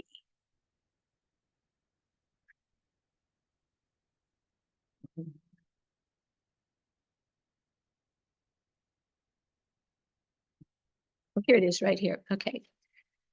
Okay, so this is, it's being suggested that the supervisor would sign this letter. That the town of New Paltz has a community preservation fund. And we're working with two specific property owners to explore the possibility of establishing a PDR, which I knew what that was. Shoot, And what? this PDR conservation easement. I knew what that was, and It's now I forgot what it was. Something development, right? Yeah, Purchase of. purchase of development rights, yeah. On this property on Springtown Road, this is a piece of property that they have scored pretty high on their list of desirable places to do this. It's a farm and it's got scenic and historic area, prime soils, biodiversity, and climate resilience values. An appraisal is a necessary step. And the CPF can use the funds to purchase the easement, but they can't use it to do the appraisal. Right. So the town would be asked to do it, and we currently don't have like a budget for doing this, so they're asking whether the Ulster County Soil and Water Conservation District might have funds to do this in the amount of about $6,000. So we're requesting a grant from them for this purpose. So I am asking for a motion to authorize me to sign this letter. Second. Any discussion? Okay, all in favor? Aye. Thank you very much. So this again is helping the Community Preservation Fund, another one of their. Okay, and we might hear some more from them, some other exciting news. We'll see. Okay. Oh, okay, that's the other one. Okay, there's one more. Number 22. Authorization for the supervisor to submit an application for the New York Thruway for the lot. You've all seen the sign? You've seen the sign? Okay. And the application has a fee of $95. Okay, And how far, I know that there's a pond as soon as you go Yep. back. How far back? 'Cause it's almost 11 acres and it's kind of shaped like the python that ate the elephant. It's kind of shaped, so it's longest along the road and then it goes back towards that. So there's wetlands and there's a pond back there. The pond that has a rookery. It's Right, right Blueprint behind that, Rookery? but yeah, it's adjacent to that. Like that's the next parcel over behind it. Yeah, So so it includes the parcel that has the. no, it pond with doesn't. the That's rookery? another parcel behind it, but it's this one. So if That's you, First pond. there is some water on it. Yeah, there's a pond. It's nice trees along there. It'd be a really nice addition. Oh, yeah. So this was, this property was up for auction. And at one point, the town of New Paltz filed an application to be in that. And then when they saw the appraisal, it was like, oh, sorry, that is way too much money. It was like over $400,000. And so withdrew our application. And the auction came and went and there were no bids. So they have reached back out to the town of New Paltz. First they said, why didn't you, we said, well, God, you'd see, we don't have that kind of money. And so then they came back and said, we would really like to hear, you apply for this property and there could be a negotiable, terms. So it said, okay. Community Preservation Fund has been in conversation with them about this, but the first thing we have to do is fill out this application and put it in. So I need authorization to do that, to submit the application. Second. Any more discussion? Edgar? No? All in favor? Aye. No. Okay, thank you very much. That's everything that has to do with community preservation type stuff. Okay. Okay, now we're back to number 12.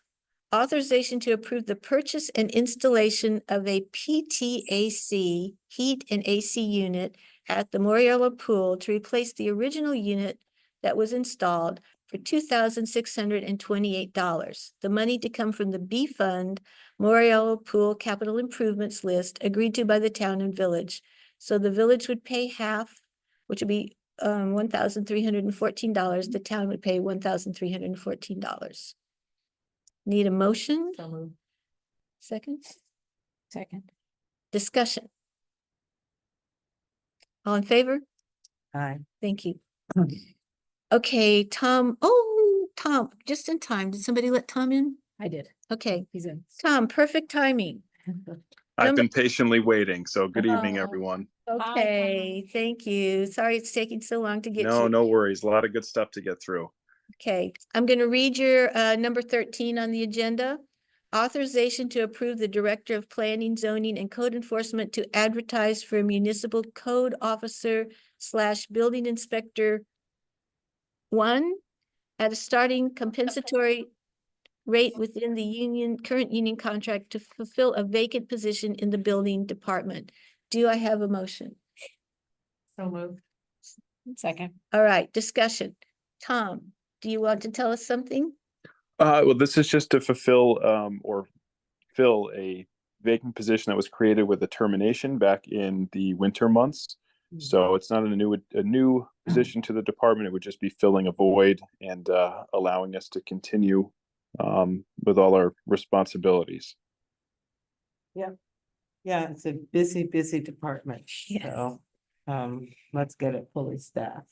Yeah, so I think it's important to note too that we did canvass the established civil service list through the county. There were no interested candidates on that list, no acceptances. So there is a email that you'll see with the memo. The civil service has considered the list to be broken, so now we're authorized to hire provisionally with a qualified candidate. So we're hoping to cast a broad Right. net and find somebody to be a great addition to the building department. This is the- That's good. Yeah. And you will do the search? Pardon? Who does the search? Well, we have to, S- right? After, Where do we go? Yes. So I've been exploring different options. I have to look at the cost associated with, a site like Indeed, but there are some free, the town website's a great place to start. There's a New York State Building Officials Conference that can, we can post job openings to that site as well. A lot of word of mouth. The building department industry is kind of a smaller circle. So kind of, like I said, cast a wide net and look at as many different opportunities to advertise as we can and hopefully attract a really qualified and great candidate. Very good. Any more questions for Tom? No? Can we vote? All in favor? Aye. Thank you. All right.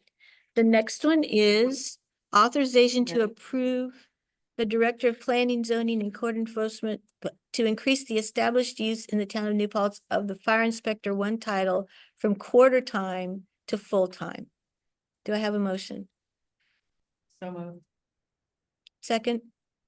Okay, discussion. Tom, would you like to tell us about this one? Yeah, so this was a pre-established title that the town had used previously. After, actually it'll be a year this month that I've been with the town of New Paltz. I want to thank you all for that. But in finding the job and the responsibilities, the tasks that were assigned, the fire inspector title is a lot more applicable to our daily duties versus a municipal code officer. In that fire inspector is qualified to enforce the state codes on top of the local zoning laws. So it's not creating a new position. It would be allowing for movement of a part-time employee into that fire inspector position. So the budget is there for that position. And I'm not what's the word? Sorry, it's late. I'm not requesting an additional position. This would be a replacement to an existing position. And it better aligns with the responsibilities that we have. So is this is somebody that you have that's going to just get their time increased? Is that what you're saying? I'm confused. I'm sorry, Tom. No, that's okay. I have a half-time or a part-time municipal code officer currently. Okay. Oh, okay, gotcha. Yes. Okay, very good. And, but instead of a code officer, this would be a fire, oh, okay, gotcha. There's lots of fire inspections to do, right? Yeah, so between the short-term rentals, the long-term rentals, and all of our commercial fire safety inspections, this would be a far more applicable title. Okay, so this person will be doing primarily fire inspections, but could still do something else? They can still regulate or enforce the New York State Building Code and Uniform Fire Code. So Great. they're yeah, Okay, dual purpose. okay. Any other questions for Tom? All in favor? Uh, That Okay. you're going to send the new position duty statement up to Ulster County to get the position changed from quarter time to full time. Yes, thank you, Gene. That's yes, that's the next step in this process. Send the new position duty, The new position statement uh-huh, has to go up to Ulster County personnel. So that they Okay. can give it to the legislature and determine if we can have a full-time fire inspector one. Right now, we're only classifying for Oh. fire inspector one. Oh, I didn't realize that, okay. If we can have a full-time, okay. Wow, they get to decide that? They do. Civil service. Sheesh, okay, well, I mean, but we have the workload, we know what we need, okay. Okay, all right, we will write that and make sure you look at, Rosanna will write that but make sure that you look at it tomorrow whenever she puts out the draft, that it's exactly the way it needs to be. We're trying so hard and doing a much better job at doing a one time, Yes, one time on the right. minutes. So we don't drive. Excellent. Measure twice, cut once. Yeah, I could certainly improve that on my side too. Happy to do it if it makes it easier for everyone else. Not a problem. very good. Yeah. Okay, do we have anything else for Tom or can he go night night? Night night. Night night. Thank you all. Have a great evening. Waking up. Bye. Yeah, go ahead. Okay, Julie's and I as well. oh, thank you, Bye. Julie. Okay. Okay, now we're at number 15. Yeah, we got that. Okay, we're back in order now. Okay, back in December 21st, 2023, there was a water sewer bill that was very unfortunate for the person who owned the account, but it happened, is that a toilet was running and there was a lot of water used and the bill was very high. And for whatever reason, when it came to the board back then, there was a decision to waive or excuse the bill.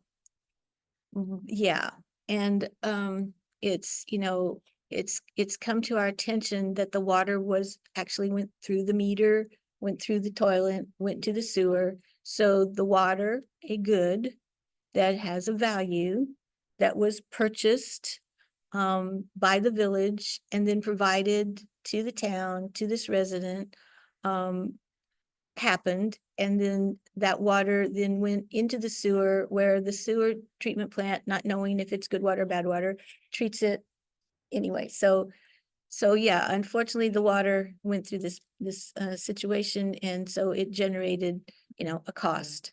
And it's problematic that that even though it was unfortunate, it's the kind of thing that can happen to a homeowner. Something can happen and you get a, you know, you have to pay for it. So so the village, we need to reconsider that decision to pay the village sewer bill for that account. So the motion is to reconsider the decision. So currently, they owe $3,702.04. Is that correct? That's what the I've seen letter- a lot of different numbers. Original bill was 3,200. That was 1 month's bill, and the town board waived Right. sewer portion only. So, So the water portion is paid in full. okay, oh, right, so this letter is dated December 14th, so we have not heard anything new from the Beninati's. We've just, Everybody's all good. He paid what he owed. okay. What's the issue? Well, he paid for the water, but he didn't pay for the $3,700. sewer. We waived the sewer. Right. So why is it Because like the that? town board paid sewer portion. So the water, so Because the village what number are we talking, what's We the don't know it. number that is owed? Village hasn't been paid. Okay, The board reduced it by $1,935.56, which was the sewer bill. okay, Okay, the water went to the sewer. of course, right. So I just there want is, to get the Went through the number process. right, so that's the amount that we're saying needs to be paid to the village. to the village. By us. No, by the, It's much smaller, $1,935. It's also included. Village's bill was like $930. yeah, that's the part I couldn't understand because it was a minus 205. I don't know, did somebody pay some of that? So what is the letter is requesting, Is it Benatti? yeah. Beninati. The letter says that they owe $1,951.31. But do we know for sewer? Do Oh, we, yes, sir. is that still the number that they owe? If you vote to put it back on his bill, then that is what he will. Okay, well, I don't think we have a choice. I mean, I guess they could go to the village and ask the village, water users if they would like to pay that bill. I don't think they will. So, yes, so we need to forward that bill to the homeowner and ask if they pay it. Were the late fees waived or? The late fees were waived while he paid off the water. And certainly, I mean, it's not up to us to say, this bill is owed to the village. Right. If they want to try to work out a payment plan or something, I don't know, but that's not for us to say, really. Well, we get the bill and we pass it on to the homeowner, right? So right now it's an unpaid bill in the town's. Jean has to, Yes, it's unpaid bill to the village. to the village for Right. sewer. The town Be- owes the village because the homeowner owes the town. So, right, we need to get the money need so to we pay. can pay the bill. So you want to reinstate the $1,935 That we Yes, waived. right. that you waived. Well, we waived it, but the village didn't waive it. Right, Right? right. So we're basically saying, They told the homeowner, it was a 20-day running toilet.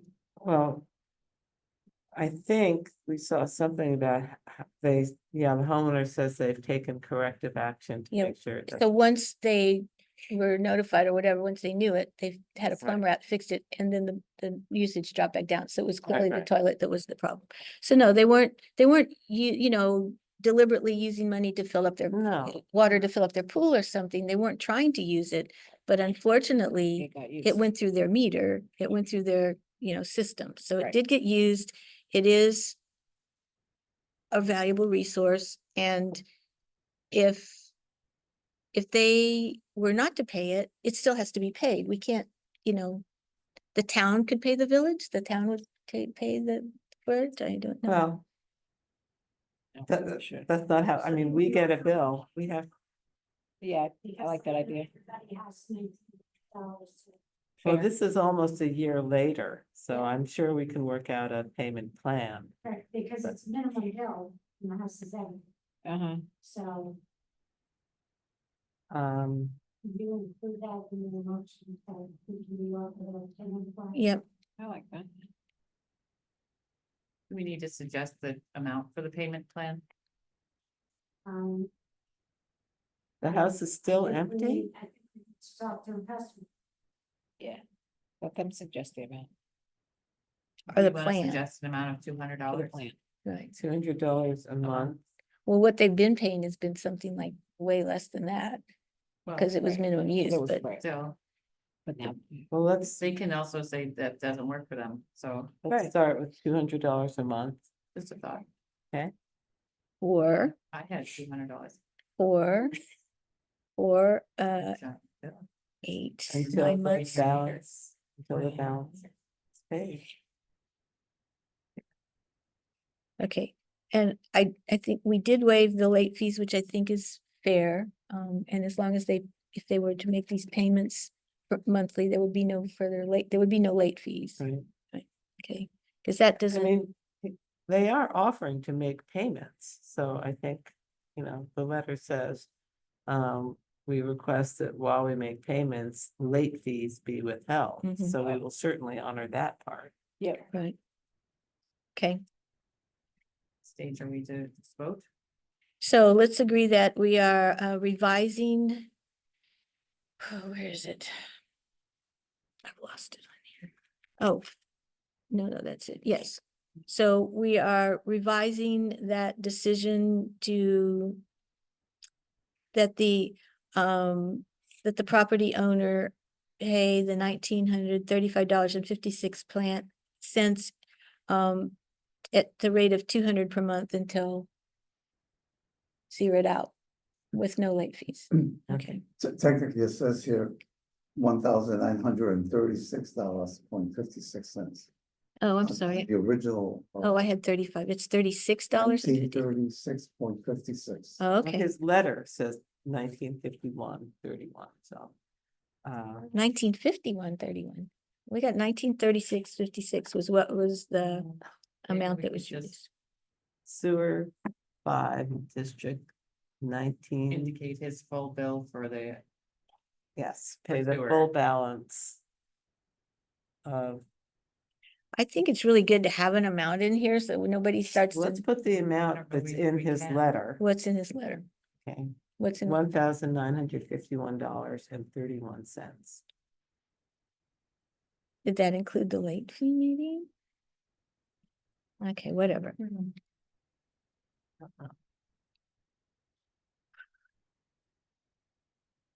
Okay, Okay, next.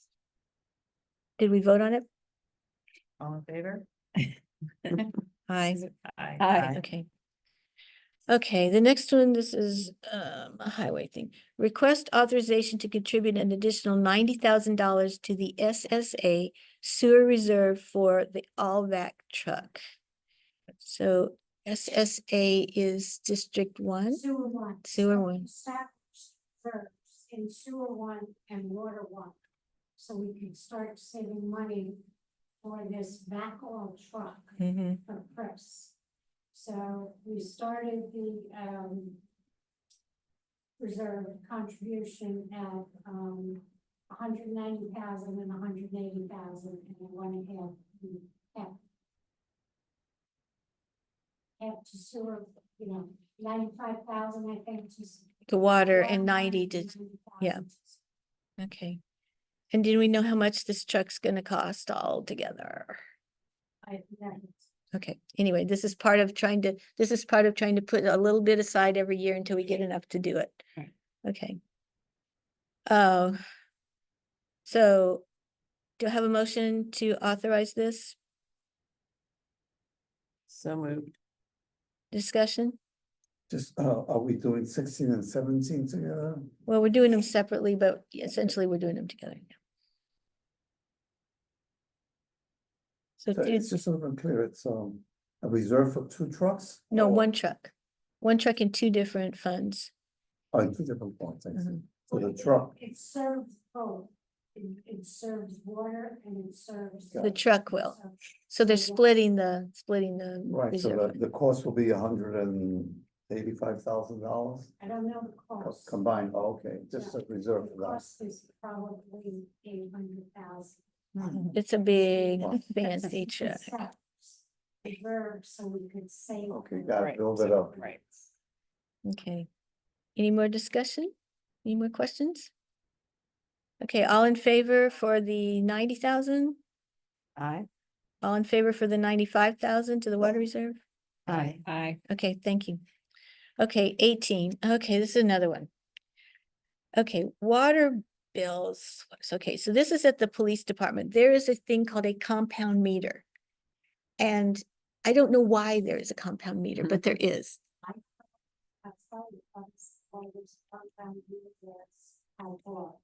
have been asking them to change the meters and to put in. Yeah.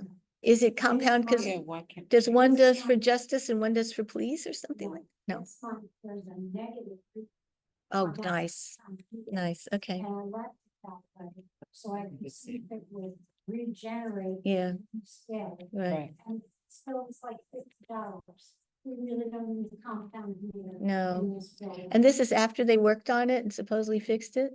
Allegedly, they fixed it in May, Mhm. and yet the period that I short paid them, because we had two different readings, was April, May, and June. Okay. So you do a monthly bill, right? Because you get the so, but the village does a quarterly bill. So Jean's been getting this reading from this meter and billing the police department, this building, based on that reading. Then, for whatever reason, when the village did their quarterly reading, they got a discrepancy of $39.28. So Jean has paid them what she got from her readings, but they're saying our reading's different. So, But I thought yeah. So this, and then in the meantime, this meter's been worked on and supposedly are hopefully addressing or fixing it. So we're kind of, Jean's suggesting that perhaps we see what the next 3 months do, if it rights itself or not. As opposed, or the difference is, she could pay him the difference and then they could have to issue a credit when it turns out it's been, I don't know, but it's just something that they're picking at us about. Are we getting nudges to Oh, pay this $39? Yes, oh, yes. Really? But my thoughts are that, if we're considering consolidation, this is a little detail that we need to sort out, because I think there's been some mixed feelings about it. So the problem with this is that the town sends bills out every month. The village sends bills out quarterly. For whatever reason, normally this is not a problem. The quarterly equals 3 months. It works out. I mean, the village charges their amount to the town, and then the town charges their amount to the meter owner. So this one is just, and it's a kind of odd meter that doesn't seem to be performing properly. So maybe it's a meter problem. I don't think it's a usage issue here, because just trying to get to the bottom of it, but it just becomes, it becomes a thing to argue about. Why not? Well, okay, in the spirit of consolidation and not arguing, let's pay this $39 and get it back when the village, I didn't collect it. See, I didn't bill the police department for it. Oh. Because I didn't. she had a lower amount than what the village had. oh. Right, I obviously don't understand what we're being asked to do here. Confusing. Okay, so. We ask for. So I bill the customer for April, May, and June every month. And then the village does a quarterly billing and bills me in June. And just like the village, I have to go through every reading and make sure it matches what I bill the customers. And this police department reading on the compound meter did not agree with the villages. So I paid them what Yours they said. had charged, which was the number that they gave me. Because they own the software. So what How is, could they what get is it $39 about? It is just water that I had a different reading when they gave me the reading. So it could be when they billed me in September, that, like I said, when I just billed, the police department, it had a negative reading. It has a backwash. This is gonna keep going on. So there's a problem with the meter. After September, so the beginning of October, it could be washed out, because if I don't have a greater consumption, I will pay them more than they're billing. I still Could don't we just wait, understand. ask for more time? Could we ask the village for time? To figure this out, so that you're not having to then bill. Police, We've done a lot of it, And but it's close. move the money around We'll still have. unnecessarily. Well, I don't have the money, I didn't bill for them. Right, but you would have to bill.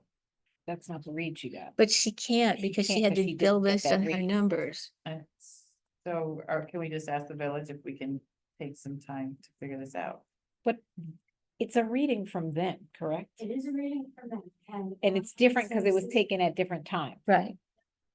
Nope. Well, it was taken monthly. And so yours, in your monthly, then when they took it, it added up something else. What is your recommendation? We see if it wash comes out in the water and, Time. The next, take Okay, another so we'll tell quarter. them we're considering it. We're gonna watch it for the next quarter and see if the problem exacerbates or fixes itself or turns upside down on its head. I don't know. Okay. Well, it says discuss a balance of $39.28. That's what we're Discuss talking it. about. But who owes who? The village says that the town owes them that much because their quarterly reading. I was understand more. about the monthly and the quarterly, but what I don't understand is why we don't just send them a check for $39. Because we did not get that reading. That, we didn't get that from. But if we didn't- think it's gonna come out in the wash anyway, Then they'll owe us money. then they'll owe us money. pay them more than they bill, Right. because that's what I am ordering, and that's what. Oh, I Right. understand that. Yeah, yeah. All right, well, So what's the decision? so we just let it percolate for a month and see what next month's bill. It'll looks be in like. October, right? The next quarterly one will be in October. Sounds great. Okay, All right. Okay, so our decision is to hold on to this until October and see what happens next. All in favor? Aye. Thank Aye. you. Okay, okay, thank you. Number 19, request authorization to increase the adopted 2024 budget as follows, and here it is. Moving some money. I would like to move that we accept all of those authorizations except for item DB 5142 for snow removal. I just have a question for Chris about that. Can we just table that part of this for the next meeting? Yes, but I would like to add something to your question on DVDA and snow. Okay, Just so it's percolating in your minds. okay, For this year, 2024, we have already taxed DB, town outside of village, for snow. So if it should be moved. It has to be we do moved for the next. January budget. I see, okay. Yeah. So we cannot, so this needs to stay as it is for this year, is what you're saying? I- Because, I think, yes. can we just wait 1 month and talk to Chris about it and just see? Well, she's saying it's already been taxed to that, it's already been taxed to the town. Right, outside but the village. we do budget transfers. all Not the between time. A's and B's. But I think Okay. that dollars is a request on your agenda. Yeah, No. No. not The transfer for the purchase. No, I don't think it is. it's for snow removal equipment. We have a request for snow removal. Okay, Should be. Maybe he didn't do it. He didn't. Oh. Oh, he didn't. This is going. Oh, yeah. Request okay, to have $500 Yeah. expense through. I think it's a very good topic to discuss during the budget as to what needs Okay. to go where. it just feels like it's exactly the same. It's going from DB 5142 to DB 5142. No, but it's going So from, it's going 200 to 400. yeah, Okay, yeah. okay, I see. Okay, Yeah. yeah, Okay. Are we gonna so move the whole thing? what is the feeling? Move the whole thing? I think we should because like she said, the tax has already put it there. So, we All right. can- yeah, Uh, okay. I move to move that. Okay. Increase the adopted budget as follows. Okay, I second. All in favor? Aye. Thank you. Aye. All right, we're getting through it. Okay, this is a good one. Authorization to approve the highway department repairing the charging station and rewiring of the DMV kiosk.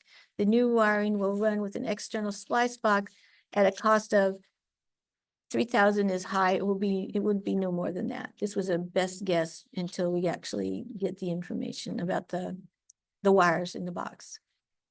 So Yeah. this is this wiring job was done a long time ago by someone who was volunteering somehow to help out and apparently didn't do the best job possible, and it's caused problems off and on for a while. Well, considering this is a county DMV vehicle, Mhm.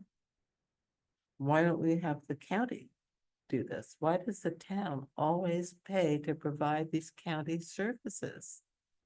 I don't get it. Well, one of Chris's proposals was that we delete the DMV. We could do that. We could What do you mean delete the by that? charging station. He said, don't repair it, just let them be dead. Well, why is it all or nothing? Bus, is it? Why? Yeah. That It's the sounds, kiosk that they use to run when they bring their van in. They have their Their van is electricity, their electrical? phone. They have electric, phone and internet that they okay. need to run their services there. It's a service they're providing to the town of New Paltz. well, to the entire southern Ulster County. I mean, Yeah. Gardner, Shongum, the people don't have to hike up to Kingston. Mhm. It's not just the town of New Paltz. Hmm. I mean, they haven't been there for weeks. Because Is this thing is, why? yeah, Just this, yeah, this is why. why? And so the county has just been sitting there saying, okay, town of New Paltz. There's no Fix- place else they can go here to set it up would cost more and take more time than this. Why doesn't the county has deeper we pockets just than the ask them? town? Let's just ask them if they can do this. Well, I don't think they'll provide the manpower because it's very specific about where it is and what needs to be done. Chris knows that very well.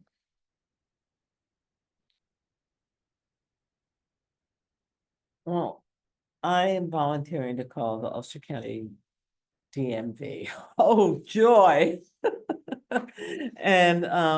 And just say, your DMV kiosk needs work. Would you like to come down and fix it?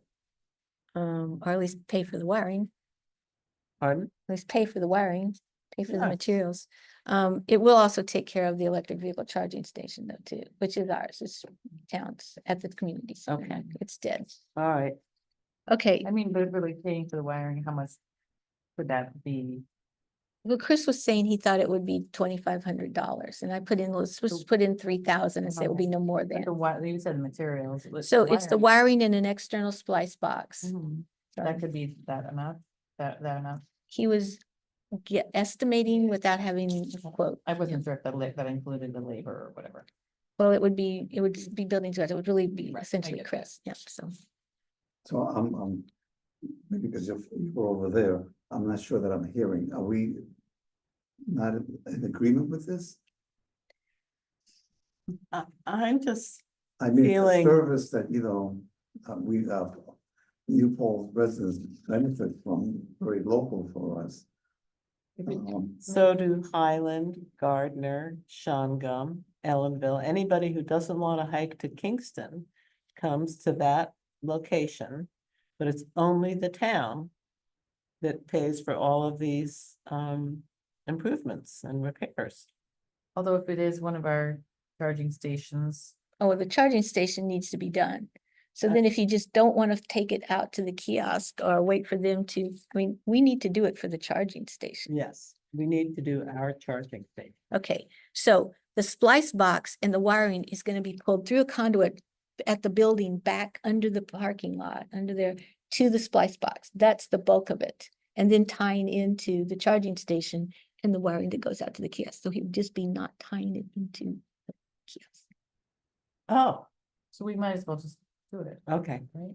sorry, I withdraw. Go ahead. Okay, all right.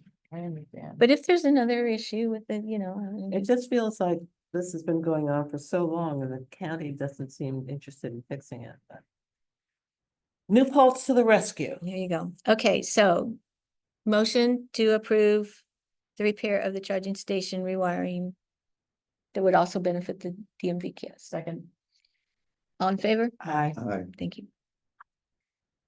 Okay, this was added, authorization to, okay, this is lengthy. What this really one is that at the pool, there is a liner, and on the liner, there are these stick-on thingies that say the depth. They are required by the Board of Health or whatever for safety, so that both on the side and on the deck, it says it is 3 feet, it is 4 feet, it is 6 inches. It's both the big pool and small pool. So those have faded to where they're not considered any good anymore. So Bill contacted this outfit, Renesys, which installed the liner and does the liner, and they have the markers. And they said that it would be 6 of them. And based on the cost of those markers, the travel rates, and an estimated 6 hours on site of labor, they're estimating $3,839.64 to do that part of it. That is part 1. We need a move to authorize the acceptance of that estimate and to have that work done. That came in late today, right? No, That- well, yeah, when she put it on, he asked for it Okay. yesterday or the Alright. day before, so. Um, So authorization to do that work. yeah, I don't think we have a choice. Do we have a motion? So moved. Second? Any discussion? All in favor? Aye. Okay, now the other one is while they're there, they will evaluate the pool membrane that was installed in 2017. And anything that's under warranty, they would, do it no charge.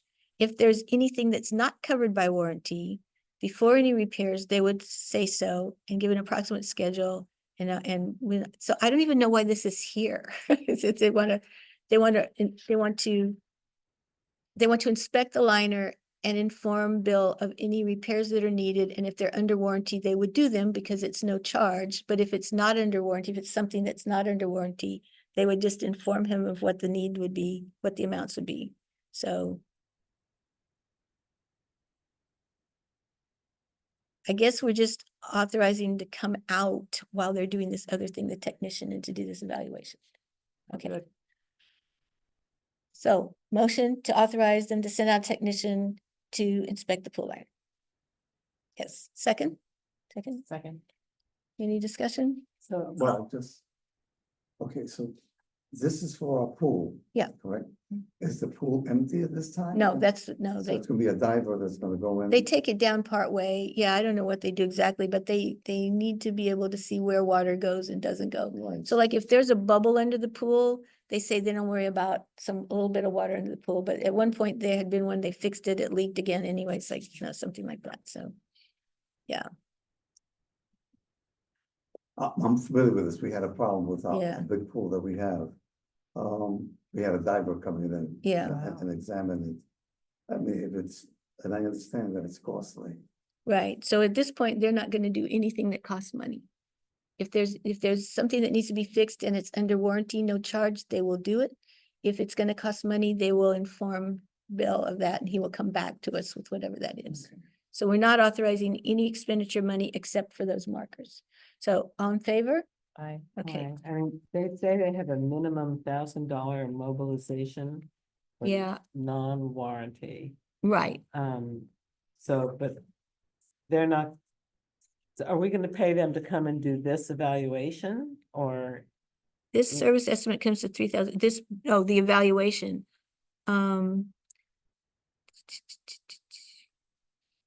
So we can say that it is authorized as long as there's no charge to come and do it, Right, okay? Yeah. Okay. Okay, the last one I added was this one. Okay, so everybody knows that this building used to be a distribution warehouse. It was renovated, redone to be this wonderful Building, everything that was done to it was done to the walls and the windows and stuff, but the original roof is still on this building from 2008. It's a metal panel grommeted roof, which means that it's bolted down with these bolts that have a rubbery, looking like a lifesaver thing under it that's about yay thick. And that's there so that it can press down and seal it, so the hole around it is sealed. And so we had someone from Shealy Roofing come out and actually go up on the roof. And he examined it and he found a number of places where the grommet was missing completely. And others where it had been flattened out to like it was this, only as thick as this piece of paper. And so the grommets were no longer doing their job. So he estimates there's about 10,000 of them up there. And he went back and they have come back with a quote to remove all of them and replace all of them with new bolts, new zinc coated metal sheet screws and new grommets that will be installed properly, not somebody going, oh, I want to get through this job, and slamming them down. So that is $6,500. And we do have a leak in the roof and it would take care of that. And he did examine all of the metal panels. Well, he walked around and looked at the metal panels and they look like they're still in good shape. They're not pitted. There's not any indication that the panels were failing. So he feels very strongly that it was, and there was even places around some of these where someone had tried to put gumpy patches around this instead of, so yeah. So is that why we Type of believe- warranty or guarantee with that one? That's a good question and we could ask for that. They should definitely warranty their labor because it'll be them doing it and, so it needs to be done Is that what you properly. meant? I'm sorry? Is that what you meant? The Right. warranty about the new work? Yes. Uh-huh. Yeah, and the labor. Okay. I So would like ask to a move question. that we authorize the expenditure for. Daily roofing. Okay. roofing. For this amount to include a labor warranty. Okay, if that's what they normally do. Yeah, okay. Second, any more discussion? Okay, all in favor? Aye. Thank you, folks. Okay, our next meeting is September 19th. It has been suggested that this would be a joint meeting with the village so that we can discuss the charter thing, but also mostly talk about the IMA, the LaBerge contract, and the DOS grant contract, because we've had questions and, things we've been talking about all of these. So I think, the suggestion was to have a joint meeting and I can't remember. I think theirs was maybe on the 11th, which I think is a tough day for me, but the 19th is our next one. If they would be willing to do it on the 19th, we'll have to find out. I prefer the 19th. Okay, I think I have something on. on the 11th. Oh, wait, that's November. You're jumping way ahead, Yeah. girl. Oh. Oh. I might be able to do it. Can you do the 19th? I definitely do the 19th. Oh, yeah. How about you, Edgar? Do you have a preference? Does the 19th work for you or the 11th? Which would be better for you? Oh, A joint meeting with the village board, I can go with either. either one? For me, the 19th is better. Okay, so we're gonna ask if the 19th works for all of them. That makes them have the extra meeting. Well, Well, how much stuff have we moved to our town board meeting that night? the only thing we have then, we'll have the public hearing on the local law. Okay. And I think there was something else, I forget, somebody had some money thing they needed. I said, save it till the next meeting. I can't remember what it was. Okay, so one good thing to let you guys know is we did get approved for one of the county solar electric vehicle installation grants. We got approved for $17,500 that I had put in request for solar out at the recycle center on that building. So we already had some CEC money, $10,000. So between, we've had one proposal that came in around 37,000. So it's about right to cover that. And those panels then would power that building, but also that mixer that they put in for the compost. So instead of turning by hand, we now have electricity to run the mixer. And that hopefully would help the productivity on that compost too. So that was pretty cool. Yeah, that was really nice. We just got that. And I know Um, they do have the grant for the new aerated compost. That's what we're talking about. That already bought that piece of equipment that's there, but it never got electrified to run it. So Oh, this okay. would run it, yeah. Oh, So that was very cool, yes, indeed. And we are starting to get people responding to the RFP for the solar on this building. We've already taken one group out to look around. We've got 2 more asking to come and be able to, because they have to see where the electrical connections are. They want to see the roof. They want to, because to make their, proposal appropriate. So, yeah, we're starting to get some folks responding to Good. that. what And was that the- deadline was the 16th, so Oh, for that's a them to all deadline. turn in Okay. their proposals. Yeah, so we might have something going there soon. That's all I got. Okay, do I have a motion to end this meeting? Motion to adjourn. Just clarify we have a meeting scheduled for the 19th. Yes. For the town. So we're going to meet on the 11th, as a joint or? So the option for the joint meeting would either be at the village trustees' normal meeting on the 11th or at our normal meeting on the 19th. Okay. So, they all seem to think a joint meeting was a good idea. I just don't know if they had a preference for the 11th or the 19th. Okay, I got it. Okay, so we're going to invite them to join us on the 19th, and if they can let us know if that's for some, but yeah, the 11th is a problem, more problematic for me, but Okay. Did we? do we have a vote to motion? adjourn? I to- motion. Motion, second, Second. all in favor? All in favor? Thank you.